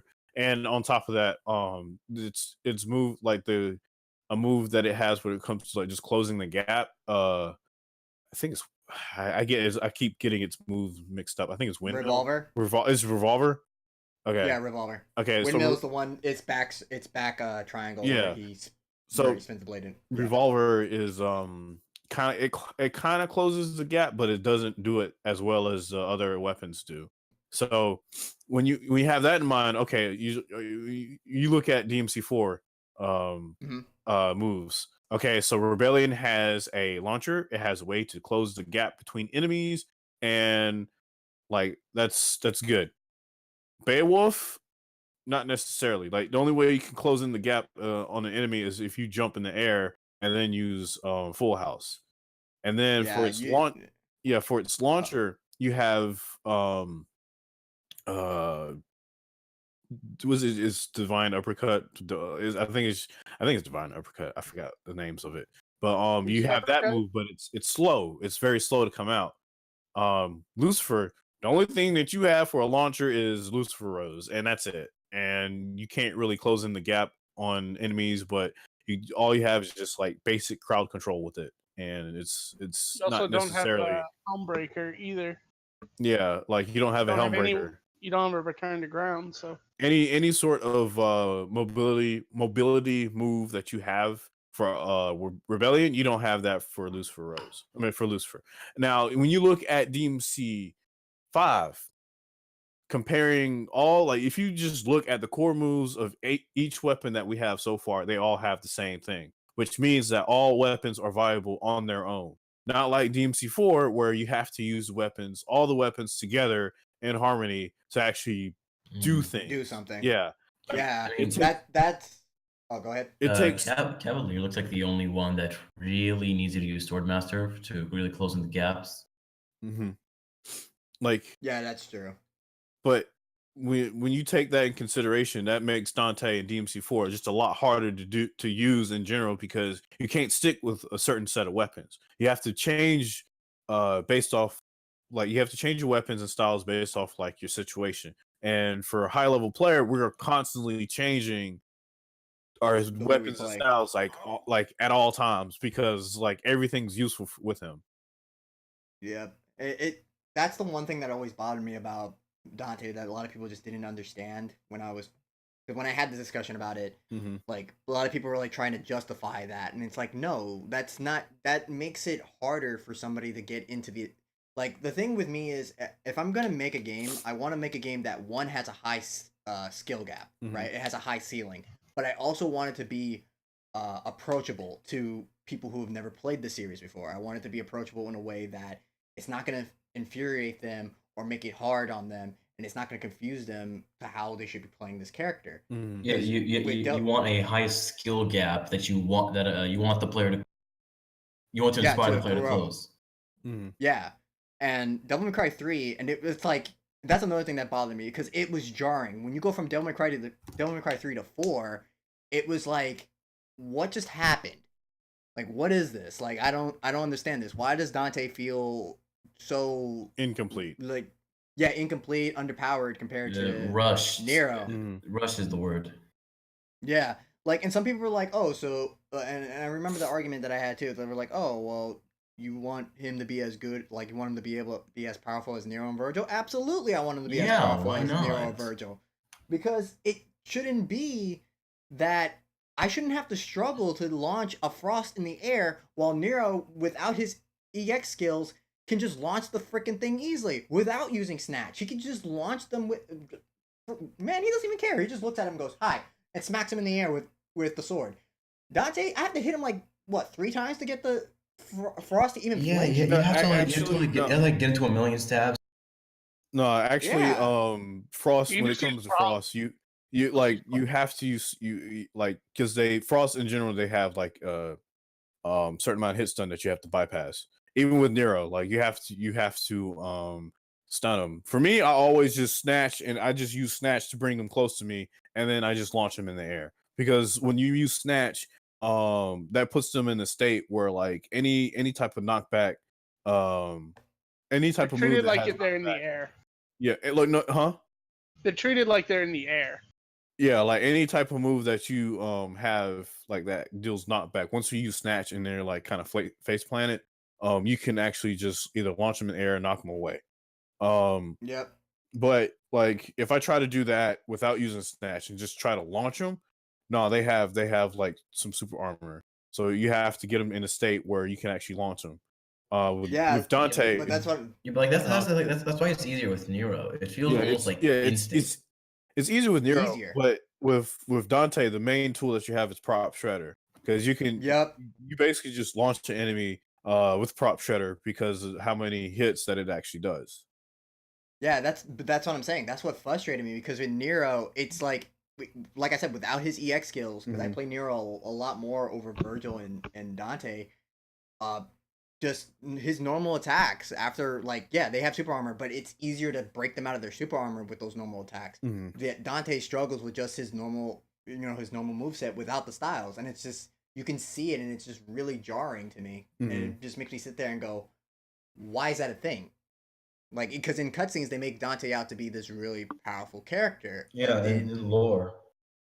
yeah, in lore, and then you see the game, and it's just like, what is this? Like, that's what made me sad about Devil May Cry 4. It's like I love Devil May Cry 3's Dante and how strong he is, and then 4 it's just like they turned it down. I finally have a way of putting it. All right. It's ludonarrative dissonance in the opposite direction.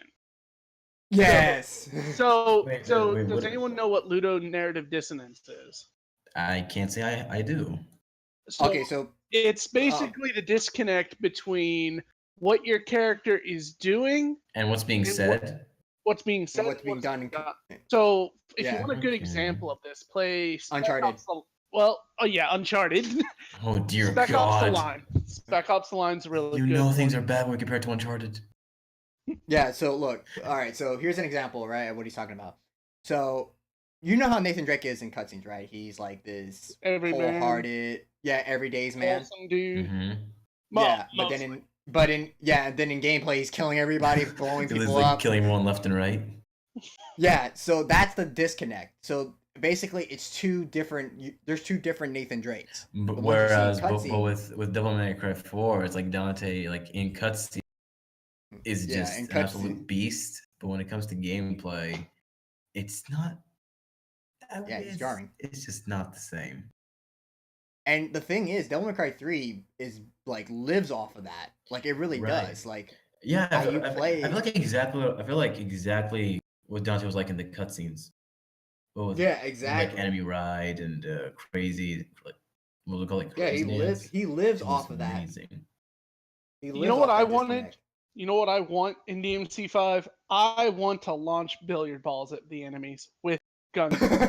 Fuck yeah. When can I do that? Game of the freaking year. No, but it's like instead of like tossing like a Lucifer rose, you toss a beer bottle. Oh my! No, he's just carrying around a freaking a billiard, and it's like, what the fuck is he doing with that cue ball? And it's just Boom. Throws it out, shoots it. Oh, that'd be funny. I as hell mean, to see. air taunts have already confirmed DMC5 to be game of the Oh yeah, Gotti I'm 2019. so but glad those are a thing. Yeah, freaking Nero, like, happy birthday! Now make a wish. Blows him up. Oh my god. But how I was talking about this, right? Because with the DLC and stuff, like Devil May Cry 4 could have done so much with DLC, and I hope Devil May Cry 5 has that because there's a lot of what's potential happening here. But let's be upfront and honest. If you think for a minute there's not going to be Virgil DLC in 3 to 6 months after You're release, insane. yeah. Where Let are us you not buying forget. books from? I've said it before. Yeah, please no special editions. DMC4 Special Edition is $25 Virgil DLC for an 8-year-old game at the time of release. That is what you Yeah, bought. And like the Am I logo wrong? is completely ignored. Am I wrong? I don't want that. I don't want that to be a thing. I don't want there to be a special edition of 5. All I really want them to do is just do DLC stuff. Because I feel like there's a lot that Devil May Cry can do. Like for instance, Bloody Palace. Oh, you know there'll be a special edition. It'll just be a title update, just like how Street Fighter V became Street Fighter V Arcade Edition. Or Final Fantasy 15 fuck? became the Royal Edition. Yeah, or Royal 14 Edition. was Realm Reborn. Yeah, Royal was pretty right. Straight out of Burger King. Oh my god. But yeah, so it's like Bloody Palace is like the most iconic mode in Devil May Cry since Devil May Cry 2, because that's where it kind of started. But it really took shape in Devil May Cry 3. Like, it'd be cool to have different Bloody Palaces with different enemies or higher difficulties. Like, I could really see like a throwback DLC where it's like, oh, fight older bosses from older Devil May Cry games now with, more like, moves and whatnot. And then maybe even have like DLC where it's Devil Arm bundles where it's like older Devil Arms that weren't presented in the game that you can use to like play around with. Like, I would love to see Agni and Rudra come back, or like I want Alistair. Yeah, that's what I'm saying. Like, just to have those, like, that type of DLC. Like, I don't care if Alistair's a goddamn skin. I want it.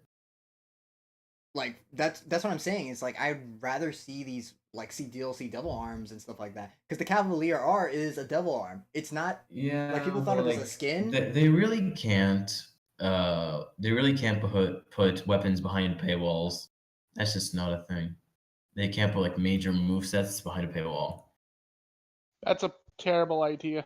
It's a very but like, I feel like they like, could do something with it. Like, they really put our minds at ease at Comic-Con when they were explaining what Gerbera GP01 was doing and what Cavalier R was doing. They're not exactly new weapons. They're just minor tweaks. Yeah, Cavalier R is a like souped up version of the Cavalier. But what I mean is like they could do like a bundle thing where it's like you have the Bloody Palace and you have the Devil Arms that come with it. Like, they could literally add layers to the game in that way. And hell, even add more game modes besides Bloody Palace. Like, for instance, the game is based off... This game started as a copy of Resident Evil 4. It was like a prototype to Resident Evil 4. Resident Evil has a couple of game modes in there that are really fun to play. Like, Mercenaries. Resident Evil 2 had this one where... Someone brought an idea up called Crew Cut mode. Yes! I'll play Screw Cut. I don't remember who it was. I think it was Garda. But like, he brought up the idea of like this should be like a crew cut mode. It's like a Resident Evil. What was it called? Mercenary mode, where like you play what was as. Crew Cut doing before the demons attacked? Oh my god! Please. I'll play that. And it's just the Resident Evil style game. It's the RE engine. It could literally just happen. Wait. What if RE2 has like Devil May Cry 5? What just happened? Wait. Like, what if Resident Evil 2 has Devil May Cry 5 Crew Cut DLC? No, but just but here was a game mode that I thought of, right, for Devil May Cry, if this would ever come in, it would work. It's basically a time mode, right? And the goal is to get to the end of the level with a certain amount of time. Each demon you kill adds to the timer. Oh, I mean, like Bloody Palace, but during story mode? Yeah, it'd be like that. It'd be like a time attack. Like, because Resident Evil had something like that, where it's like in Resident Evil 2, where every zombie you killed added to the timer, and you had to escape Raccoon City before the bomb that you had on you blew up and you died. So yeah, it was it was cool. It was a fun game mode. Like, Devil May Cry could really benefit from something like that, because we see instances of it in Devil May Cry where it's like, oh, you gotta escape this facility in a certain amount of time, and in Devil May Cry 1, 2, 3 was the only exception to this rule. 4, and the reboot had it at like, is that an 8 timer? Yeah, so it's like, yeah, they could really make a game mode out of that. Yeah, I think someone brought up the idea of a sort of like a Metal Gear style VR mission for Devil May Cry 5. Oh, challenge modes? Yeah, challenge modes. That would be That'd be cool. I think those are called secret missions. No, but like, what if I want to just play like just one boss like instantly? I don't want to go through a stage. I don't want to go through Melita Palace to go fight this boss. And a boss rush mode. That would be Yeah. another thing that I want. Boss rush? Because Hell yeah. because I mean everybody on YouTube and stuff like that. Chase, I think you've done a boss rush on your channel at one point. I haven't, but I need to. I mean, like at this point, I'm probably not going to do it because I'm so tired of Devil May Cry 4. I just want DMC 5 already. Yeah, I know. It's like I want it now. I swear to God, when I first saw it, I cried. I was like, yes, my dreams have come true. Yeah, Like that's the thing. It's like that's what I compared it to. It was like having. It was just having an old friend come back to life. It was amazing. Yeah, it just you sit there and you're because I remembered getting up and I'm like, you know what? I want to watch the Xbox conference. There probably is nothing good gonna pop There's up nothing. there. And all of a sudden, dude, fucking Capcom presents. You thought, like- admit it, you thought that was DMC too. I did. I was And freaking was- out at first. You I'm stopped not gonna thinking lie, that- Stop thinking I that did- the second you heard JYB's voice. Yeah, I was at a friend's house when it happened. No, when I saw it, because like I was probably like the only few people that realized that it was a Devil May Cry 5 and not a DMC Devil May Cry, for the fact that one, I've had back knowledge of the Deadly Fortune thing, and I saw the neon sign, Oh yeah. and then I see Nero, and I'm like, Nero, and then I see the sign, I'm like, yeah, I'm like, are you? Because that was my first response when I saw Nero. I was like, The phone number Nero? the phone number on the van spells, "Oh my God, DMC 5." yeah, yeah, like I swear to God. Yeah, I noticed that. But for real though, when I saw Nero's face, I didn't think of him as DMC Devil May Cry Dante. I literally was just like, Nero? And then next thing you know, he does the rev, and I'm like, yes! I thought it was I thought they were just bringing Nero into DMC. Yeah, that's what I thought. I Just thought because like of the way his Nero arm was. And then it, Yeah, I was like, yeah, like why is this arm robotic? Is this DMC too? I was like, what happened? No, at Go first, ahead. I was looking at it. I was like, "Hey, what is this? Resident Evil?" And then because like all Yeah. the demons, Hands over the Devil they May didn't Cry. look like actual demons at first. Like And at, they like hear them shout, literally "They're at first, because demons." I didn't even see the close up shots of the demons. And then when someone pointed it out, I looked at it. I was like, "Yo, this is like crazy." But as soon as I saw like a short haired like a short white haired like character, I was like, no, that can't be Dante. That can't be him. I don't want to relive this. And then I And then saw, pans over to Devil May Cry. yeah, Oh my god. Yeah, it was crazy because when I like looking at it, right? Because I had the same impression. I thought I was like, is that Resident Evil? No, it can't be Resident Evil. Is this like Gear? I was like, is this Gears of War or something? Because it looked like Lost it Planet. looked like because I don't remember. I don't think it said world premiere. I thought it said like some shit like world exclusive or some shit like that. And I was like Wasn't thinking it was an Xbox exclusive. Mhm. And so I really thought it was like Gears or some shit like that because they've been Yeah, pumping I out was, Gears I games was like left and right. scared for a moment that DMC 5 would be an Xbox exclusive. Yeah, I was I- scared for a moment. I was just happy that when I saw, and another thing that threw me off too, because it's like when I was watching it, I'm like, and I see the Morgan Freeman smoking a cigar. It's just like We've been at this a long time. I'm like, yeah. I was like, took who the me- hell is this? Wait, I didn't wait, realize that was why Morrison can't we until have someone Morgan said it Freeman? was. Wait, Then why I'd don't be we like, have oh, Morgan they Freeman as a facelifted silent announcer? Morrison. That'd be funny as hell. Just have him do like the same impressions in I know. Wanted. Shoot I'm this Morgan. mother. No, it's like Yeah. Morgan Freeman is like he's like the style announcer. He's like, I'm Morgan Freeman, and I see you've got the stylish ranking. You know, I think Morrison should be voiced by Denzel Washington. Judge me. if Denzel you- Washington. Yeah. I don't think Morgan Freeman should do it. And that threw me off though. That was another thing that threw me off because it was like, I'm like, who the hell is this? And then they freaking say, oh, it's Morrison. I'm like, that's What? Morrison? What? How- yeah, I was like, how's that He went Morrison? from like milady levels of He went from white, blonde-haired, blue-eyed guy to Yeah. freaking generic, Like, what generic happened? black old guy. Like what? yeah. Like, what Here's what happened. Have you ever seen Tropic Thunder? can't say I Never. have. Never go full retard. You remember Never that go full procedure Robert Downey Jr.'s character had? Oh, You went retard. Never go full retard. No. He had what the movie called a negroplasty. Oh my god. But seriously, I was like, what the F? How are you gonna retcon the character? And then they were like, oh, so the anime is not canon? No, it's canon. How is it still canon then? Canon. Anime is canon AF. Yeah, I was like, Oh how my is that God. still canon? like, can we please get Patty? Please. I would love to see that actually. Oh my You know what? Patty's been taking care of the Devil May Cry since DMC2. God. Yeah, I would love to see Patty, like, because it's been years, so she's probably like what, in high school now? No, She's well, prob- like no, she's Dante's like legal. 40. She's definitely legal now. She's definitely legal. Oh, she's now. legal, all right. That's Maybe wrong, in Japan. Ooh, baby. Oh my god, that's You need horrible. help, sir. You need help. Go. Oh my god. Oh my god. But- Wait, do and- you guys remember that scene from episode 1 where it's like Dante says, maybe in 10 years I'll ask you out on a date? Oh god. Please make him reference that. Yes. Oh my god, that'd be funny.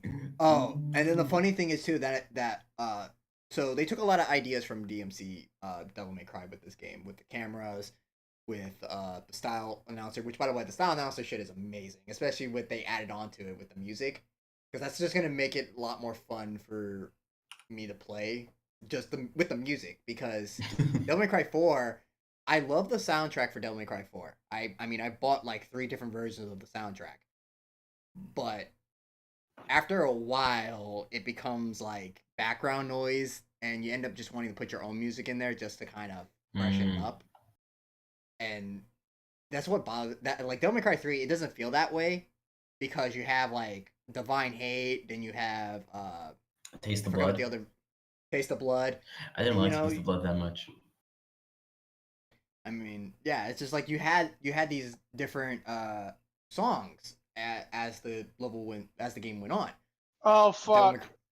I'm calling it What? right now. I know when they're going to announce V. No, when? When? The weekend of December 8th or 9th. You know how I know this? Oh. Every new character announcement for Devil May Cry, I have been out of town. I was out of town. I was coming back home from Cedar Point when the DMC5 trailer hit.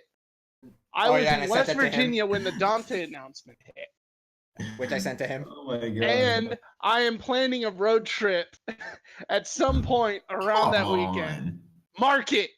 Mark it right now. I'm saying it right now with my calendar. It's like somebody grab the calendar, somebody mark that date. That's gonna be the date when swear B to shows God. up. You know what? I'm actually gonna mark that. And if it Yeah, happens, please do. I'm calling If it. wait, if it happens, we're gonna You guys will just be live- like, can you go out of town so we can get a demo? Expensive. Wait, so you said December 9th? December 8th and 9th. December 8th. Oh okay, my December 8th. god. Yeah, I remember. All right, I'm saving it as supposed V announcement. Supposed V trailer. Oh my Supposed god, V trigger. that's gonna be funny as all hell. I didn't make man. the connection until like a minute ago. It was like every time. Yeah, that is true. Every time he was. Every he time was I was on in the my car. Yeah, and I would send them, and I sent the links to him as it happened. I was like, bro, they just announced Devil May Cry 5, bro. They just showed Alright, up. I'm I'm trying to I'm watch the setting it up right now. DMC5 trailer while driving, which wasn't exactly the smartest move I've ever made. in my life. watching it? Yeah, he's watching as he drives. Like, I don't endorse almost- this plan at Alright. all. My, I do my not calendar endorse is this. marked, and I set the note as Warren MA. I'll hit you up when it happens. It'll be most likely when I'm on the road. It's like on the road again. Mhm. It's like I want a demo to come out for the consoles so damn bad so I can play it. I really want to feel. Oh, you the know game and that's how all it works. everyone's going to be playing after it drops. Like there will be Yeah. no more DMC 3 and 4 on Twitch. It'll just be Yeah, the this DMC5 demo. it'll just be that. It will just be that. Dude, totally. I hope it's a I really want that to be a thing though. I mean I love Devil May Cry 3 and 4, but so I at have some an point idea. we gotta take a bow. I have an idea. Someone might know a little more about how this stuff works. But I have an idea to play DMC5 a day early before anyone else. At least in North America. Oh, Yeah, man. switch the region. Well, I have a Japanese PSN account. But just because you switch the region doesn't mean anything. Yeah, You need to buy it. You need to doesn't act download like a it from their VPN. server. Yeah, it doesn't act like a VPN. Oh man. So I'm thinking, buy it from the Japanese server, and then March 7th, because it'll be March 8th for Japan. The game will go live. Yeah, and before Capcom pulls a Sega on us and releases a Japanese demo only. Dear God.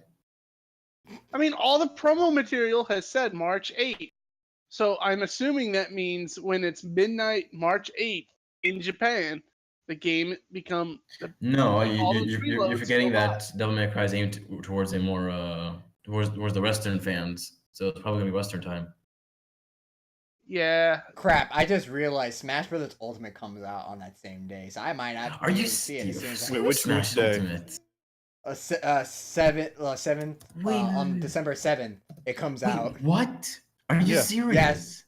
Yeah, December 7th. Oh my it comes out. God. Yeah, so no one's gonna be watching Oh, the Devil May Cry trailer. 5 is gonna so fail. No, he's saying Smash comes out December 7th. Then what's on? Yeah. What else is on December 7th? Cause or is it like an event or is it just Smash? No, I'm saying the possibility of V being launched is whenever MA decides to like leave out of town. It always happened. Like every time he was not home, he was on the road. Wait. So by the time Smash Ultimate, you won't be able to play. Oh Yeah, no, Devil May Cry 5 is staying far the fuck away from a Smash Brothers release. Yeah. Thank God. Yeah, it's like no one it's in launches March. near that. Thank God they know what they're doing. Yeah. What other games All launched the around? developers. You know what? I hope Devil May Cry 5 sells gangbusters, and here's why. We need to prove once and for all to developers that we will buy games any time of the year, not just November and December. Oh, yeah, Mm. most definitely. Kingdom Yeah, Hearts comes out in Devil May January. Cry has some steady competition. Devil May Cry 5. Ooh, that's Oh yeah, good. so much competition. All of it. Dude. Yep. No, I'm calling it. It's gonna fail. You won't believe what we're also releasing this month.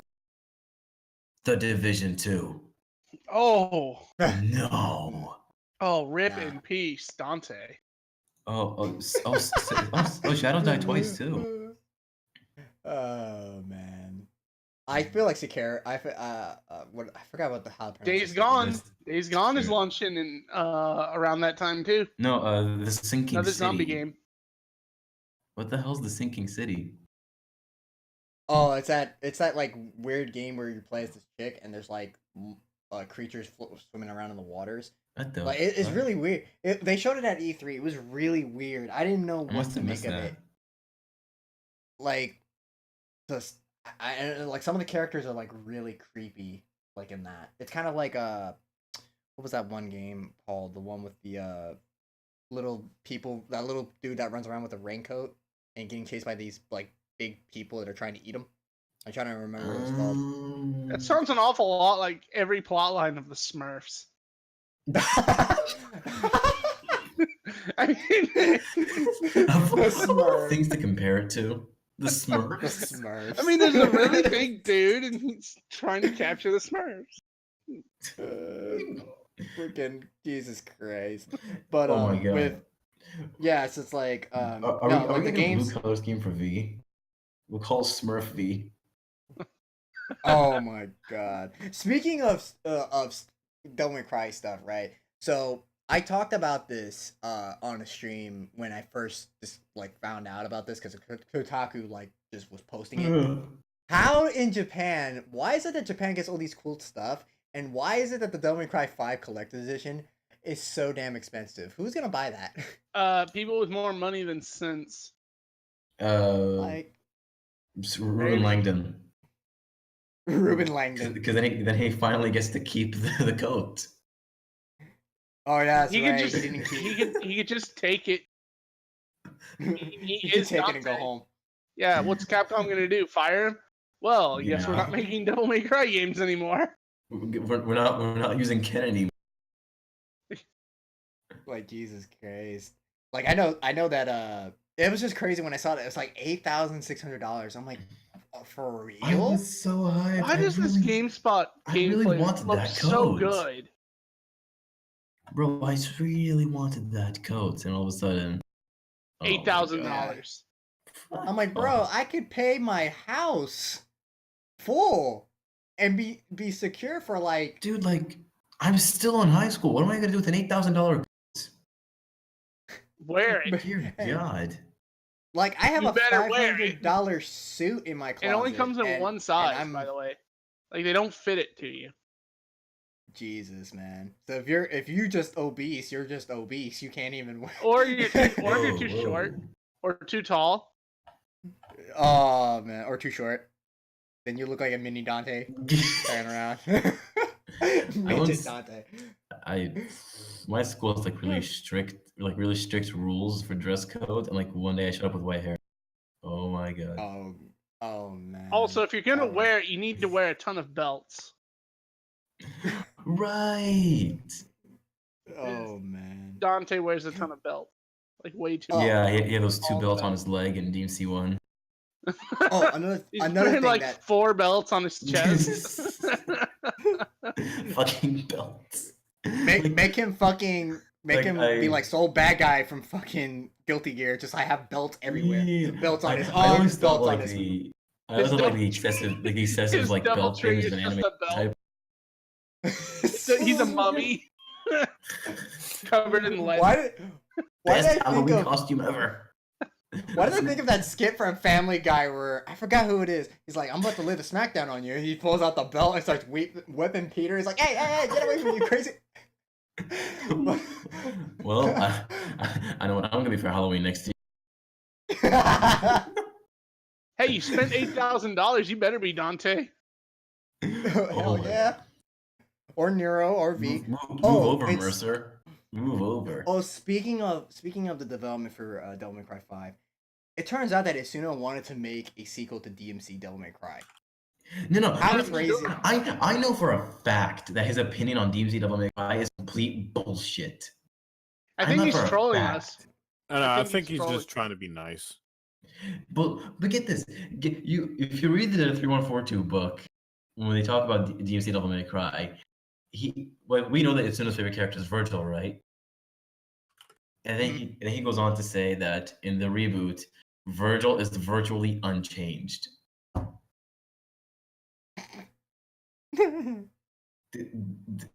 That's how you know that his opinion on the game is complete bullshit.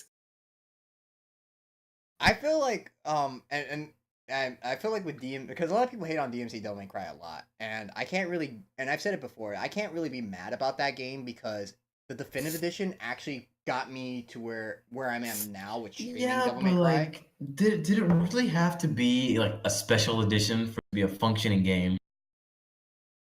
Like, Honestly, no, but Lock at up- the same, a fucking lock-on display. You really couldn't upload a fucking PNG with an update. You couldn't like put a PNG in your game. Well, it was already lock-on was already in the game. It just wasn't. It wasn't something that was a hard toggle. It already existed. By virtue yeah, of the the thing fact, was, like when you fire your guns, it has to have a target. Yeah, but like no lock-on display. You guys couldn't upload a fucking PNG No, that's work. to your game in the fucking update. The- Well, if I Funny remember enough, the development, when I got go ahead. definitive edition, I tried to use lock-on, and it doesn't work as well as you think it does. Like the game is Yeah, it designed doesn't. without lock-on in mind. Yes, you're more accurate, but it feels like your input. But because The game you wasn't also don't designed have- for you to be accurate. yeah, it was meant for like more of like just crowd control and Yeah, it was more of a God of War game than it was a DMC. Yeah. Yeah, and in God of War, you don't really need a lock-on. I mean, I guess it helps, but as far as like executing what the game gives you, you don't need it. Yeah, Mhm. it's just, like so it's like what bothered me with DMC Devil May Cry was with the lock-on feature. They said that they wanted to implement that in the vanilla version of the game. It's just the reason why they couldn't do that. It was in the same scope of why the game ended up doing a dramatic change from where their original idea was. Because Capcom were like, oh, if you're going to do exactly what we did, we might as well just make our own Devil May Cry game. And You're they supposed to scrapped wear it. suspenders. Yeah, like they scrapped a lot of the things that they wanted to do. In fact, like I really would have loved the scene where they were going with that TGS trailer. Oh, where I- like Dante like runs down a building. Like with the way that Dante was like portrayed in the TGS trailer, he was like let's really not give- psychotic. Let's not give Ninja Theory too much credit, because as much as Capcom pushed them to make it different and have Ninja Theory's flair, which is fine, I somehow doubt some executive at Capcom was hounding to me to say Virgil needs to commit infanticide at a dockside with a P90. We need a dockside abortion scene with a gun. Yeah. I somehow doubt that was like imperative. Yeah, from Capcom. I don't feel like someone at Capcom let's make Virgil a fucking Capcom. Nazi. Yeah, I don't know what happened with that. Like, What? all I know was with the TGS trailer. Pisses me off more with what it said. Virgil's It's virtually different's fine. unchanged. What the fuck? Back to what I was saying though, with the TGS trailer, Dante looked like he was going through some like mental breakdown sort of thing. He's being interrogated, he's being tortured for whatever reason, Mhm. and like you see him, he's like unstable, and it's like I wanted to see where they were going with that, especially with the way he uses his weapons in that trailer. Like he was using body hybrid way different than how Dante does in the classic stuff. Like he was using it like it was like a melee weapon. And his He was weapon just like, morphs. yeah, and he Hardcore threw morph. objects at people. It was insane. It was like, what if Dante was like this unhinged like war veteran? That would have been sick. That's what I'm saying. And they had to backpedal that because you know how our fan base is kind of toxic. Some people were like sending death threats to Capcom's door and Ninja Theory. They were like, boom, boom, boom. This is not what we want. Better cut that. You know, they were And, like, and then they gave us something worse. And yeah, we didn't even get to see what that actual product was. We saw glimpses of it in the pre-development gameplay footage. There's like people saying that V is gonna suck from that. We one literally scene have has. no footage of V. We Yeah, have and- a blurry leak from the back of the game box art. That's pretty much it. And like all we can That's say all about we have. And it still tells then, us next to nothing. If anything, it raises more questions. all we got from V was "so it is written." That's pretty much it. We got Kylo Ren. That's a reference to that's a reference to a poem, which Yes. is Of course it is. Devil May Cry is based off The of Divine Comedy. Yeah. Yeah, 1 Divine through 3 Comedy. borrow from the Divine I've got them Comedy. somewhere on my shelf. Yeah, the Divine Comedy. There was a game that's based off of that as well. Dante's Inferno? Dante's Inferno. That's exactly what it is. Divine Yeah. Comedy, Dante's Inferno. Yeah, That's basically what Devil May Cry has all been based on, like Cerberus. yeah. In terms of names, yeah. Yeah, Beowulf. All of them are referenced in Divine Comedy. Mhm. Like, But yeah, it's just like When are we getting an wait. enemy named Grendel? what? So Beowulf was a warrior. was supposed to be. Yeah, he fought a beast named Grendel. Rendell. I don't remember Yeah. that part. Okay, so I actually have to do a report on that for college. Beowulf is an oral tale from. It's Christianic now, but it used to be a different religion. And it talks about a warrior that hunted Grendel and then Grendel's mother. What the fuck? Yeah, like it's supposed to be like a he's supposed to be like a warrior. And Beowulf in Devil May Cry is supposed to be that warrior, except that he's not human, but instead he's a demon. Actually, he looks a lot like Grendel. Yeah, he looks a lot like Grendel, honestly. Yeah, I heard that in terms of their like original like background, Girion and Beowulf's names kind of switched because I hear like the original Beowulf was like a horse or something. Oh, Gorain? Yeah, I think so. I mean, it was really. I know that with, I call him Quicksilver. With Quicksilver, Girion? yeah, Garion. He his design is probably the most interesting thing to me in Devil May Cry 3. Oh Is my that god, he looks so his badass. his carriage was supposed to be a cage, and you're supposed to be able to see Yeah, souls and stuff like yeah. that reaching out of Originally, the they were cage. gonna have people trapped in there. Yeah, and it That didn't would've looked happen. Cool. And like I would have really loved that, but now it's like, and they even said it. Now now it's just a horse with a carriage. Yeah. that was their No, that was their that's just a horse. response. That was a limitation of the PS2. That's Yeah, I know. That's one horse you don't want to lick. Like if they bring that enemy back, right? I would love. I have no problems fighting that enemy again. Like that's the I would thing. just like, love to see it. We have Devil May Cry Pinnacle of Combat. Oh yeah, that's right. Yeah. That mobile game is coming. Yeah. I have no And, idea like- when that thing is launching. Yeah, hold on. China. I'll send. I took a screenshot a few months back of an enemy that kind of looks like Beowulf. Looks like a redesigned Beowulf. It looks like all the enemies are getting redesigned. Yeah, Just because of. but Beowulf. I mean, look at Cerberus. Beowulf like, looks look- so different. Yeah, but if we look at Cerberus from Devil May Cry 5, and the fact that they're hinting that we're gonna fight Cerberus again, it's like you already know that something must have happened with Cerberus as a boss, that like he's gonna go through some like some changes.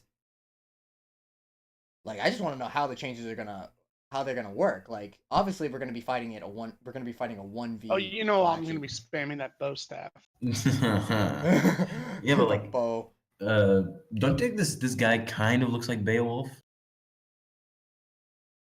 Hold on. Let me pull up the Discord real quick so I can look at the mention. Don't you feel like that he looks kind of like Beowulf in turn? Like if you look at his legs. Holy shit. Yeah, it looks like Yeah. he's been redesigned.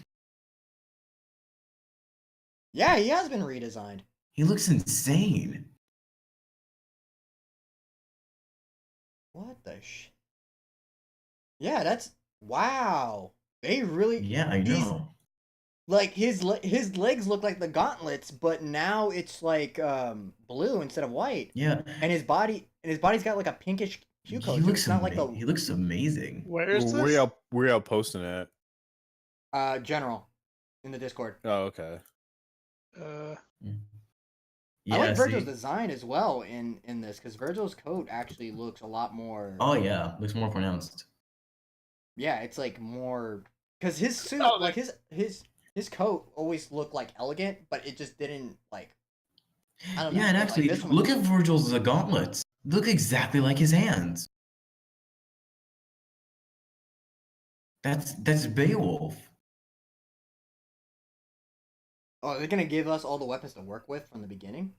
Maybe. What? Maybe It, some It promotion. looks so Korean MMO. Like it has to be Beowulf. Like look at Virgil's gauntlets. Wait, come to think of it, Virgil's boots are missing. The greaves are missing. That's odd. Yeah. I don't But know then how again, much that's- faith I have in this game simply because it's a phone game. It's just a mobile game. Yeah. What did you expect? Yeah. I mean, Devil May Cry 3 had a mobile game before. Oh, the one on And it- fucking Nokia phones.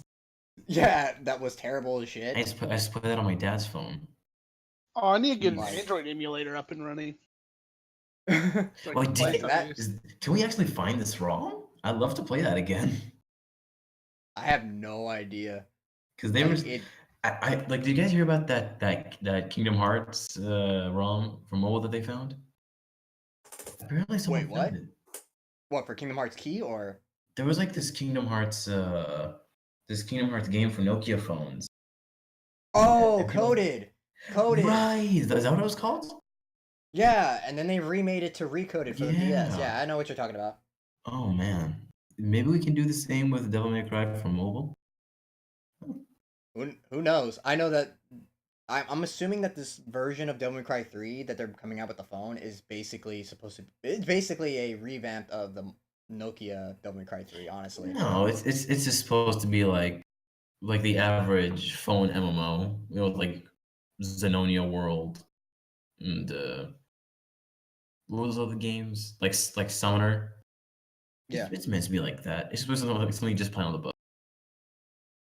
It's so weird to think about it. But yeah, back to DMC Devil May Cry real quick, right? So if you look at the pre-development trailer for it, for the combat and stuff like that, there was a lot of things that Dante did in that game that I really wish could have carried over. Like for instance, the demons didn't act like actual demons; they act like they were afraid.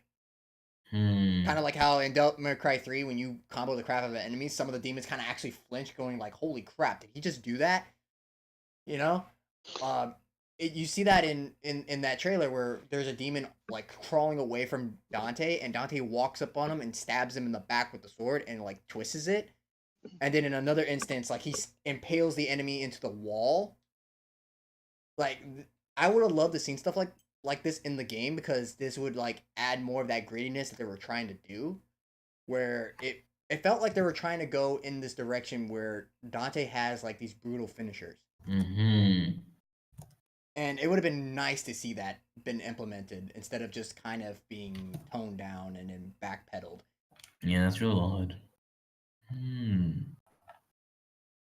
mean, some of the weapons still retain some of the aspects that they had before, but just I would have loved to have those type of finishers. Like, oh, this enemy is like really impaired, like he's missing an arm, he's trying to get away. Like, oh no, you have the option of let him die slowly, or you can just finish him off and get extra like meter or whatever for style. It would have been cool.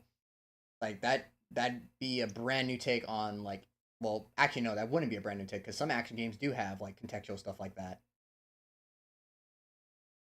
Like Ninja Gaiden has stuff like that, and I know this is coming out of left field because this is not really considered an action game, but like Metroid Other M has some stuff like that where the enemies, like if they're staggered, you can dash up on them and do a finisher. But Metroid Other M is not a good game. I kind of like the idea where they were going with it, though. They could have done ludonarrative distance. Oh my god! I just found gameplay footage. What, gameplay footage? Yeah. Of the mobile? Yeah, the one for Sony Ericsson phones. Oh god. Dear God, what the fuck is going on? Yeah, just it's so stiff. Yeah. Oh, I just remembered one other thing about Devil May Cry 4. So, with every Devil May Cry game, there's a pachinko machine that is connected to it, right? I think the only exception to this rule was like Devil May Cry. No, it's not a pachinko. It's a patchy slot. Yeah, patchy slots, but the patchy slots are technically pachinko machines. Devil May Cry 2, I think, was the only one that was the exception to this rule. But I remember Devil May Cry 1 had. No, I don't think Devil May Cry 1 had a pachinko. No, I could have sworn it had one. You sure about that? Oh, let me see. Devil May Cry patchy slots. Yeah, like I know 3, 4, and Special Edition are all. Yeah, I know DMC Devil May Cry didn't have one. I know that, but I could have sworn I've seen Devil May Cry 1 have one. All right, hold up. They're all Devil May Cry 4. Let's see. Pachinko. PachinkoPlay.com. Ooh. Holy shit. I like that the handles. Yeah. Do they have one for Devil May? Do they have one for Devil May Cry or no? Because I just want to keep my back. No, I don't think so. Okay. Sakaki actually has a patchy slot machine in his house. I want one. I want one of those so bad, Yeah, especially the ones for 4. It's amazing. Because this is the thing that bothered me. Because we talked about how inconsistent the story is in 4, right? And it feels like there's a lot of things there that, especially in Dante's case, where it's just like back and forth. You don't know what the hell's really going on. Doesn't make a whole lot of sense. The pachinko machines shine mad light on certain things, especially the one that came out for it, which was like Final Judgment, which I had the soundtrack for. It's amazing. Yeah, Judgment. Oh, Judgment X. Yeah, X Final Judgment. There was one instance in there, right, that they show Virgil and they make Virgil have the connection with Nero. Like the Yeah. instance where No, it's in like the game, like Nero has a fucking JoJo stand. yeah. So for those who, I think we've all seen it, but like for those who are in the chat who have not seen it, basically the cutscene where Nero's about to die and Yamato repairs itself, they highlight that in the pachinko machine and show Virgil's spirit grabbing the sword, restoring it, and giving it giving it to Nero, and it's just like, and this is what really aggravates me. They put more effort into the pachinko machines Than they do in the actual story. Yeah, in the actual game, and it's like, Yeah. where was this? You had the special edition. You had a That's the chance. thing. A few months ago, Matt Walker tweeted that Nero is in fact Virgil's son. We said this is canon multiple times, and like people are still saying, "Oh no, he can't be his son." Like, bro, he's canon. Like he's canon. Like I don't even. The Deadly Fortune says it. The game kind of hints at it a bit, even with the cutscene in with Virgil at the end. Yeah, so like Nero is Virgil's son. This was actually already established for novelization. They heavily implied all this stuff. Even Itsuno had came out and said it. I retweeted it, and now even Danny said it. It's like I fucking retweeted. I'm like, now everyone can shut the fuck up about this. Yeah, I was like, for real, like we're still arguing about this, but yeah, it's. If one of the directors is telling you that it's real, why are you still? What? Yeah, and it's just so frustrating because it's like they had the special edition, right? And I was saying this when the game was announced and it was coming up. It was like they have so many chances to make the special edition right. Add more context to things, like explain certain things. Do what DMC Definitive Edition did, right? Like they even went to the trouble of editing and adding cutscenes to like. They also removed a cutscene. Well, no, not really. They kind of cut down a cutscene. The cutscene's still there, but they just got rid of some parts of it. Oh, unless you're talking about the very end part where it's not Dante kind of going into his double trigger and then the screen fades to black, but it's more of him just getting up and walking away. And I was talking about Mundus having butt sex with Lilith, but whatever. What? No. Oh no, that's still in the. You have a repressed memory, son. That's still in the game.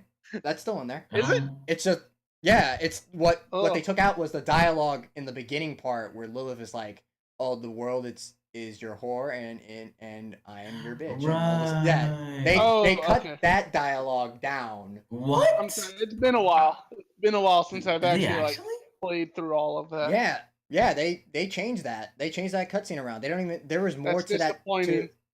There was more to that, and they shortened it. So that's the cutscene they edit, and then they added a new one, and then they added a new ending as well. That's what I'm saying. Like they put a lot of time into DMC Devil May Cry Definitive Edition, and I mean that's why I can't really get mad. How long could it take to just apply PC mods? I mean, that's what Definitive Edition is. Everything was mods. Yeah, everything except for Must Style Mode was a PC mod. Must Style Mode is just. I love the idea of Must Style Mode. That needs to be in DMC 5. Yeah, God Must Die has to be 5 too. Yeah, that would be fun to play. I still haven't did God Must Die in DMC Devil May Cry because there was a Reddit post I saw the other day where it was like 40% of DMC 5 is gonna be DMC Devil May Cry mechanics, and you'll love it either way. But like, I mean, like for real though, like you got to think about this like really hard though. It's just like I wanted Capcom to give that level of attention to Devil May Cry because they don't. It's like it's crazy that even though Ninja Theory has this thing with their games where it's like they're okay, but they're not commercially successful, except for Hellblade. Hellblade seems to have been doing really well for itself, and a lot of people are like, oh, even though it's like $40 or $30, it's a fun game to play, and people want to play it. I want to play it. I haven't even bought it yet. Yeah. But yeah, it's just they put a lot of care into the Definitive Edition, And it just made me sit there and wonder, why can't Capcom do the same thing? They had a chance with the special edition to really like. Just you wait. They're gonna release Devil May Cry 5 Deluxe Special Super Chocolate Coated Edition. I hope not. I don't want another special edition. I just want everything to be in one game. But I want them to really put the time into it. Like, you know? give us the base game. Oh no, like I don't think there will be a special edition because Itsuno's walking away from DMC after this. What? He is? He didn't hear. He said this is his last DMC. He said no. Wait, for being a developer of it? Yeah, he's walking away from the series after. He's like, yeah, I'm. That's crazy. Wait, This whole you time- didn't know? No, I didn't know. They were saying like, oh, this is the last Devil May Cry in the Sons of Sparta dialogue, meaning that there's more to Yeah. come. But he's not going to be at the helm. Itsuno says like, yeah, he's done. What the? What? This is news That- to you? Yes, this is news to me. I These thought are he the was first things they ever said. He's no, like when I watched this interviews and stuff like that, he said that like this is the last Devil May Cry in the Sons of Sparta, like So it's part of Saga. yeah, and he says that there will be more Devil May Cry Oh my games to God. come. But I didn't know that this was his last one for the whole entire thing. Yeah, he says I- that he's, like, didn't he I say like think he's gonna he wants to step aside so that way he can do more Dragon's Dogma. yeah, more Dragon's Dogma, and I think he wants to go back to Rival School.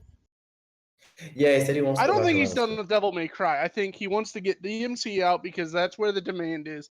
But then he wants to do his passion project, which is Dragon's Dogma. Yeah, like if That's like I mean either way, it's like people are getting what they wanted. my so- my only request is that even if this is the end of the Sons of Sparta saga, don't kill Dante. That's the one thing I request. I don't think Dante's gonna die off. I think They, that what they they're gonna can't do. they can't kill him, man. I feel like what they're trying to do is because you see it. Wait, hold on. It's like, oh man. Hold on. Because somebody just messaged me. Oh. I mean, don't fucking ruin my childhood like this. don't kill my my childhood hero. Yeah, like I already saw Infinity War last year. You have So Jesus what I was gonna say was what they're trying to do is they're trying to take it away from Dante and give it more to Nero. I mean, you see it in Devil May Cry 4. Like it starts with Nero. I and don't ends mind. Yeah, it ends with Nero. People didn't like that, but What? and then people are like, yeah, some people didn't like that idea, and The it's like, Oh yeah, it's with- everywhere. People hated the change from Dante to Nero. What? That's crazy talk. Nero was cool. He's cool now. I mean, yeah, he's cool now. You I mean, know what? after- We I mean, bitched after and he moaned. got. I mean, Nero's We cool bitched after he and got moaned his lesbian. about Nero, and then we got Dante. Don't they? So But I think there's a newfound appreciation for Nero. Even with his lesbian haircut. So in that retrospective, right, with then like I said this before when I streamed Devil May Cry 4 Special Edition, right? They were like, oh, I wonder how Devil May Cry 5 is gonna start off, and it's like, well, it's obvious it's gonna start with Nero. Because it ended Yeah. on Nero's behalf, it would only make sense that it would go back to him in the 5th game. And then, And the game comes out and and- it starts with V. that'd be funny. So- But yeah, I Wouldn't be the called first it, time we've though. been taken for a ride by game developers. I mean, they did. I called it though. They did say that the structure of the story, because like there's gonna be like jumping from time to time. Like usually with Devil May Cry games, it's like usually all in the same day. But what they're going for is they're giving you dates and times for Devil May Cry 5, and the earliest point of the story is gonna be V's campaign. No, it was Nero. No, No. earliest point of the story. Oh, story Yeah. time. Yeah, you start with V, and then in the middle it's Dante, and then the latest point of the story is Nero. There will be overlap though. between the Yeah. three I characters. thought they were saying that in chronological order, it's Nero first. No, and it's V Nico- first. That's 'cause gameplay V, order, but no, not it's game. Yeah, it's chronological. gameplay order. This Because is like this even is if Devil you go May back Cry. and see the TGS trailer, the TGS conference, you can Yeah. see that V approaches Dante for a job. Mhm. So that obviously makes V like either V or Dante first. But with the way things are going, it looks like V is first. And I like how Matt kind of like brought up like, oh, my favorite character is E because he's really, really strong, but we can't show anything yet. It's like, okay. This character's Like, gonna be we so see you. disappointing. Like, no, I don't think it's gonna be disappointing. I just feel like that. Okay, if they're saying that this character is strong, what is it that this character has that we don't know already? Wait, V?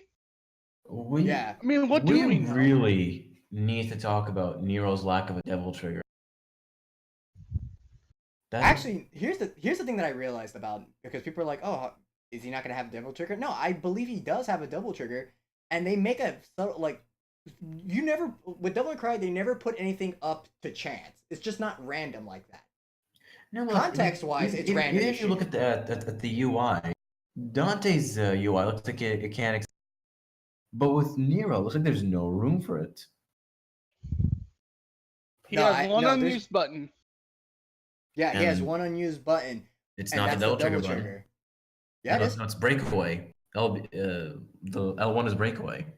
Yeah, L1, the button you use for double trigger is break age, but he still has an unused button.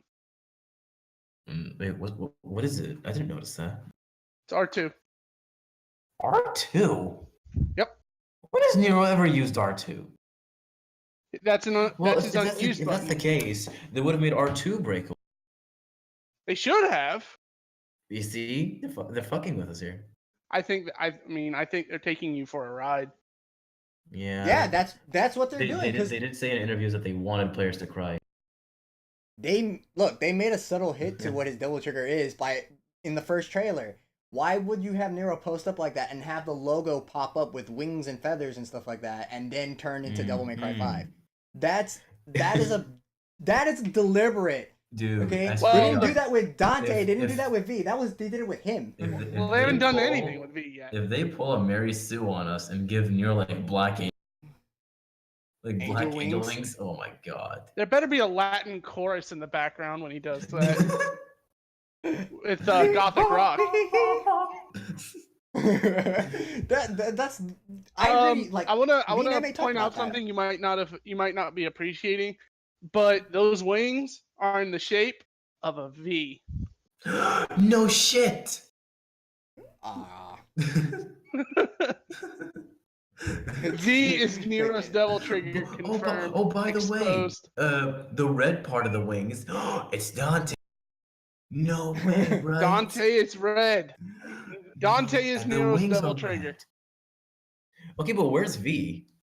Is he the white part?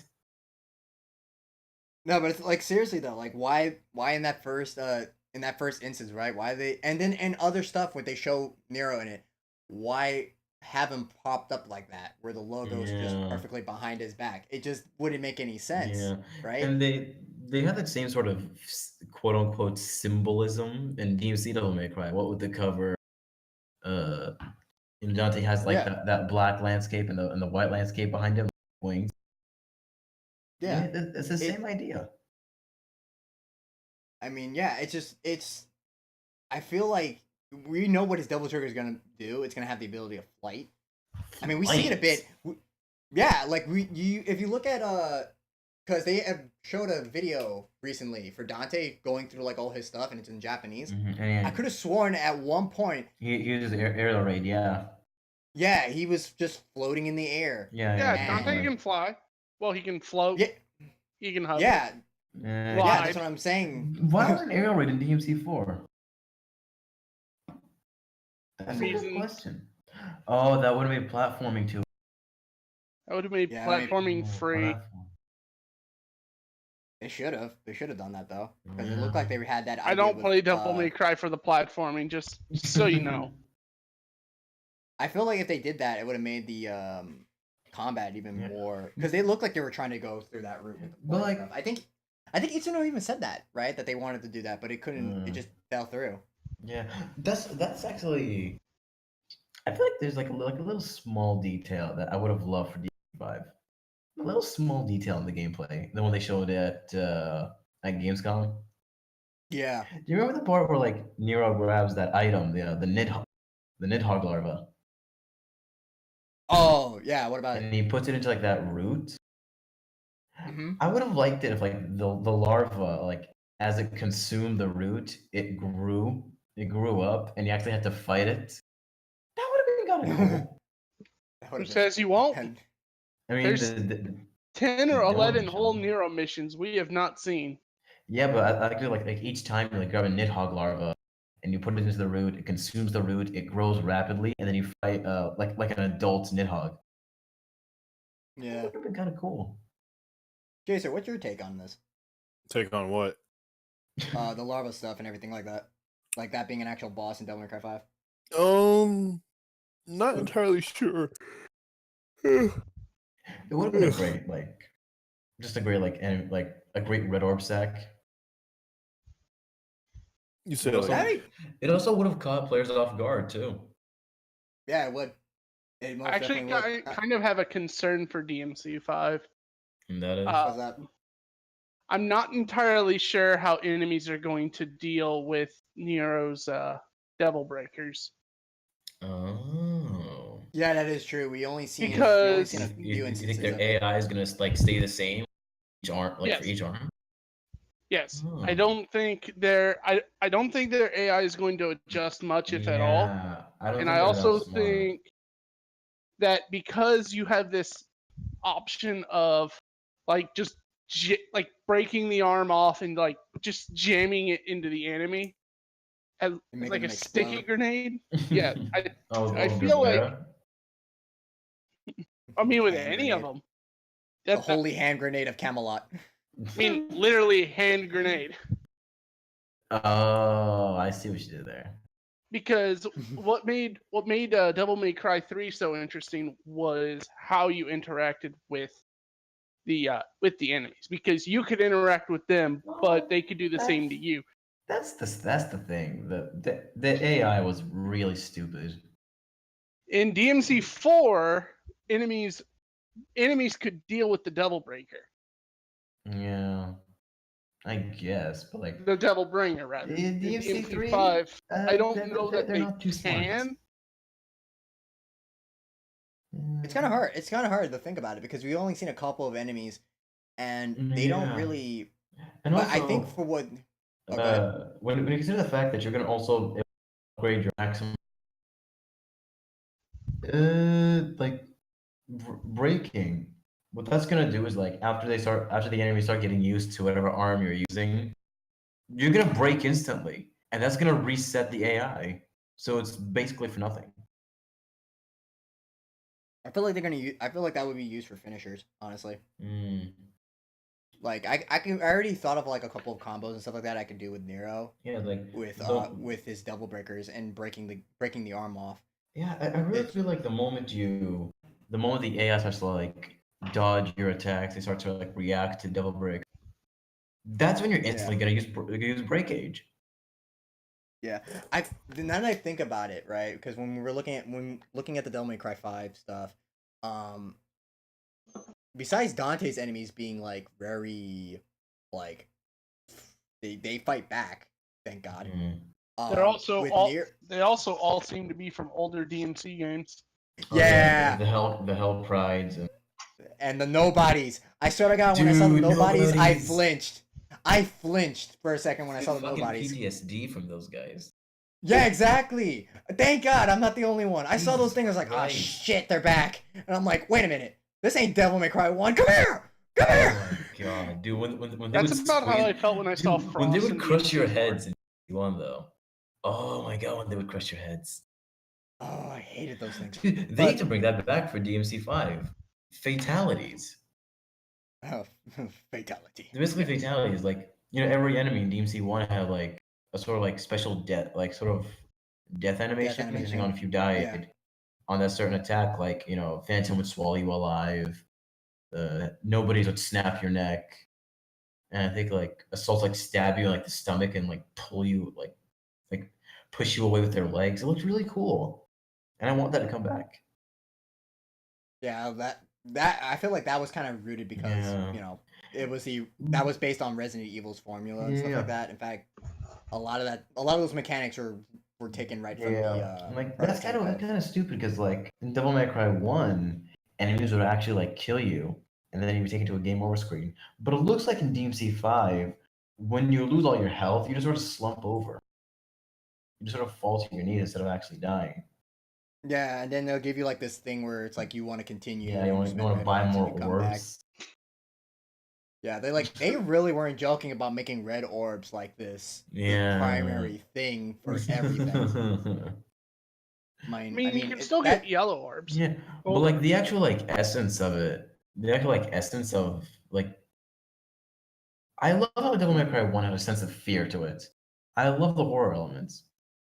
Yeah, and the fact that they gave enemy like specific death animation, specific like executions, that really drive the point home. It really felt like these were actual threats, like these were actual horrors. These are horrors that you were just able to like. But I feel like what they were trying, let me retrace my thought. With Devil May Cry 1, the idea of that is that, like I said, it was a prototype to Resident Evil 4 before we actually got Resident Evil 4. So a lot of that horror aspects that we got from it was because it was a prototype to Resident Evil.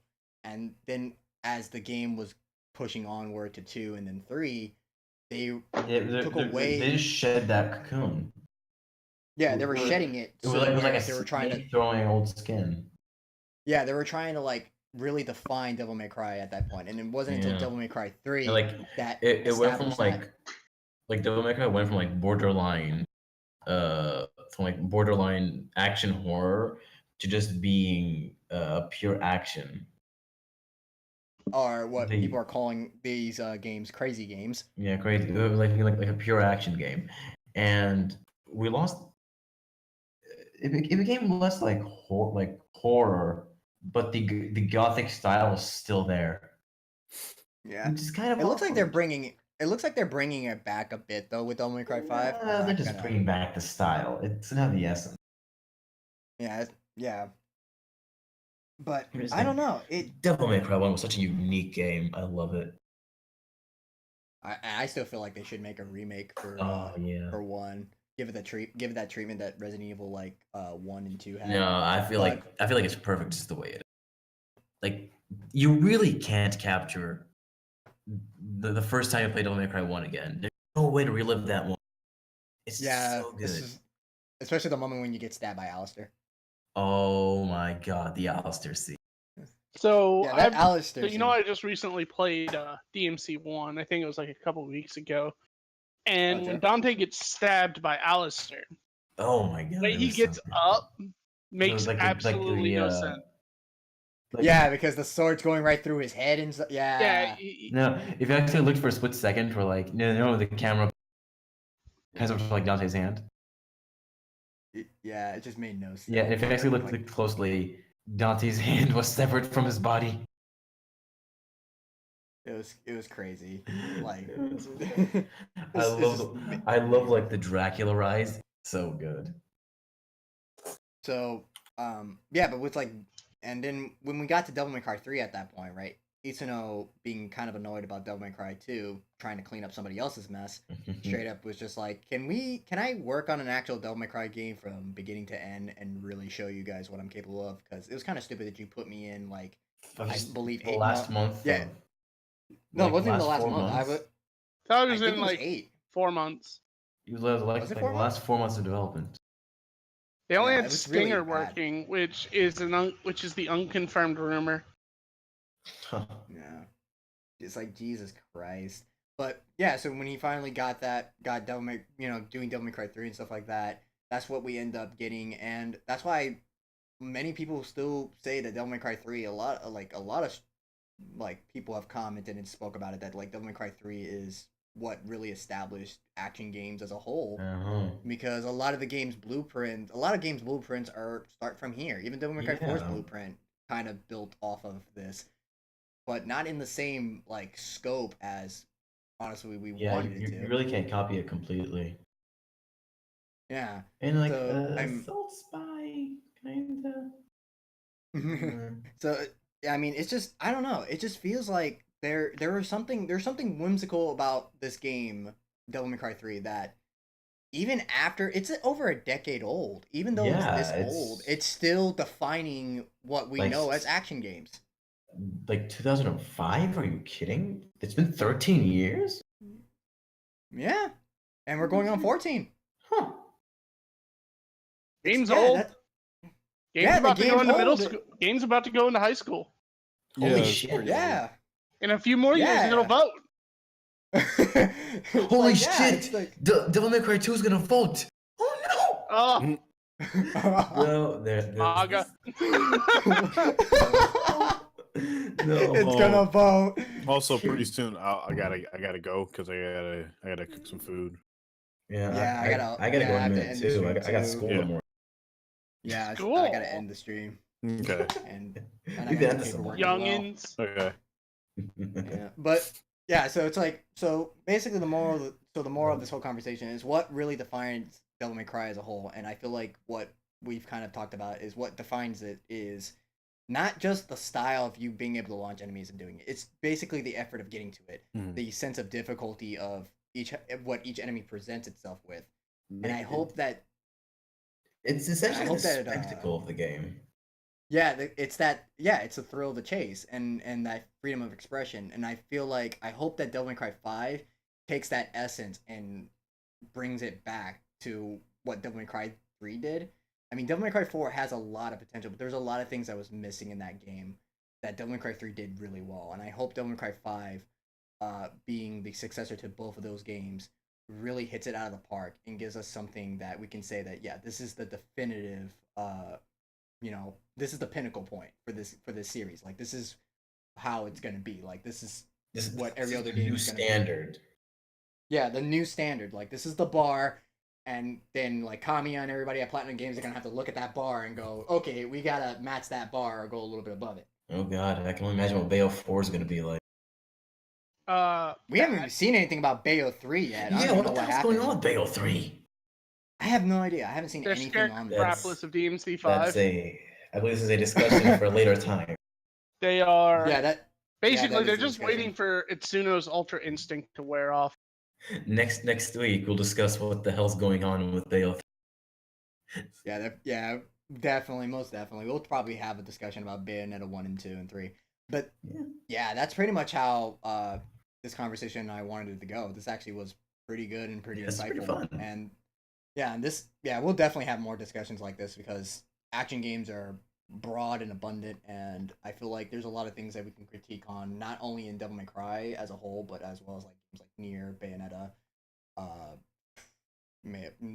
I would say Vanquish is another like type of action game. It's not in the same scope, but it counts. Game. Yeah, it counts. But this is pretty much, we're gonna probably end the stream here and stuff like that because we all have stuff to do. I gotta get to bed. Yeah, I gotta do this report, this 1,200 word report on Jesus Christ, it's 12 a.m. already? What? It's 5. Yeah, it's 5 where we're at. It's 5 in the only place in the world. It's 12 a.m. where I am. Where are you? So, whoa, I can disclose that location on stream. Whoa. Well, it's not America, so. It's not America. And that's what matters. This is America. But yeah, so thank you guys for participating and stuff like that, and thank you Chase and Grimm and MA for helping me out with this, because this was something that was like on my mind for the longest, and I couldn't just make a video about this with just my opinion, because then it'd just be biased. So this helped a lot, and this is definitely going on YouTube later. Oh, no problem. Yeah, dude. It's been fun. You'll want to edit it a little bit. I don't know how I'm going to edit this. You probably want to cut out that awkward silence we The awkward silence. Yeah. Man, I'm just gonna. Man. Just do it there's- raw. Yeah, there's 3 hours Do it worth of live. content here. It's like, yeah, just fuck it, we're doing it live. That's how I'm gonna post it, just raw, boom. Look at Alright, that. sure. Yeah, just put a giant like. Just put a steak thing into of the raw ground. meat there and be like, doing it raw. Yeah, just Do put it a live. steak with a sign on it like, this is what you get. You get the full experience, full raw, uncut. There you go. But yeah, so it's like, thank you guys for watching this stream. This is your buddy Lord signing out. Thank you guys, like always. Go underground. Anybody else want to say something before you guys go? Not For making necessarily. it to the end of this stream, I have a prize for everybody. What the? You this can't win. be good. You win. Lint in my pocket. All right. No. You win a piece of Somerset marshland that's filled with oily fish that was owned by a documentary filmmaker and a white rapper. It's Michael Moore and Macklemore's Mackerel Moore. What the? I get the feeling I'm not getting this until Christmas. Oh my god. It's the most wonderful time of the year. Oh my god. Maybe the next discussion will be like something on like Smash Brothers or. Oh dear or God, I got something. lots to say about Smash Bros. Oh yeah, I It's have not a a lot fighting of shit game. to say about. Yeah, I know. There's a lot of shit I want to say about that, about It's Smash not- Brothers Ultimate, it's not a especially fighting with the game. fucking Piranha Plant. But that'll be safe for another time. But anyway, thank you guys. Like always, go underground. Have a good one. Peace.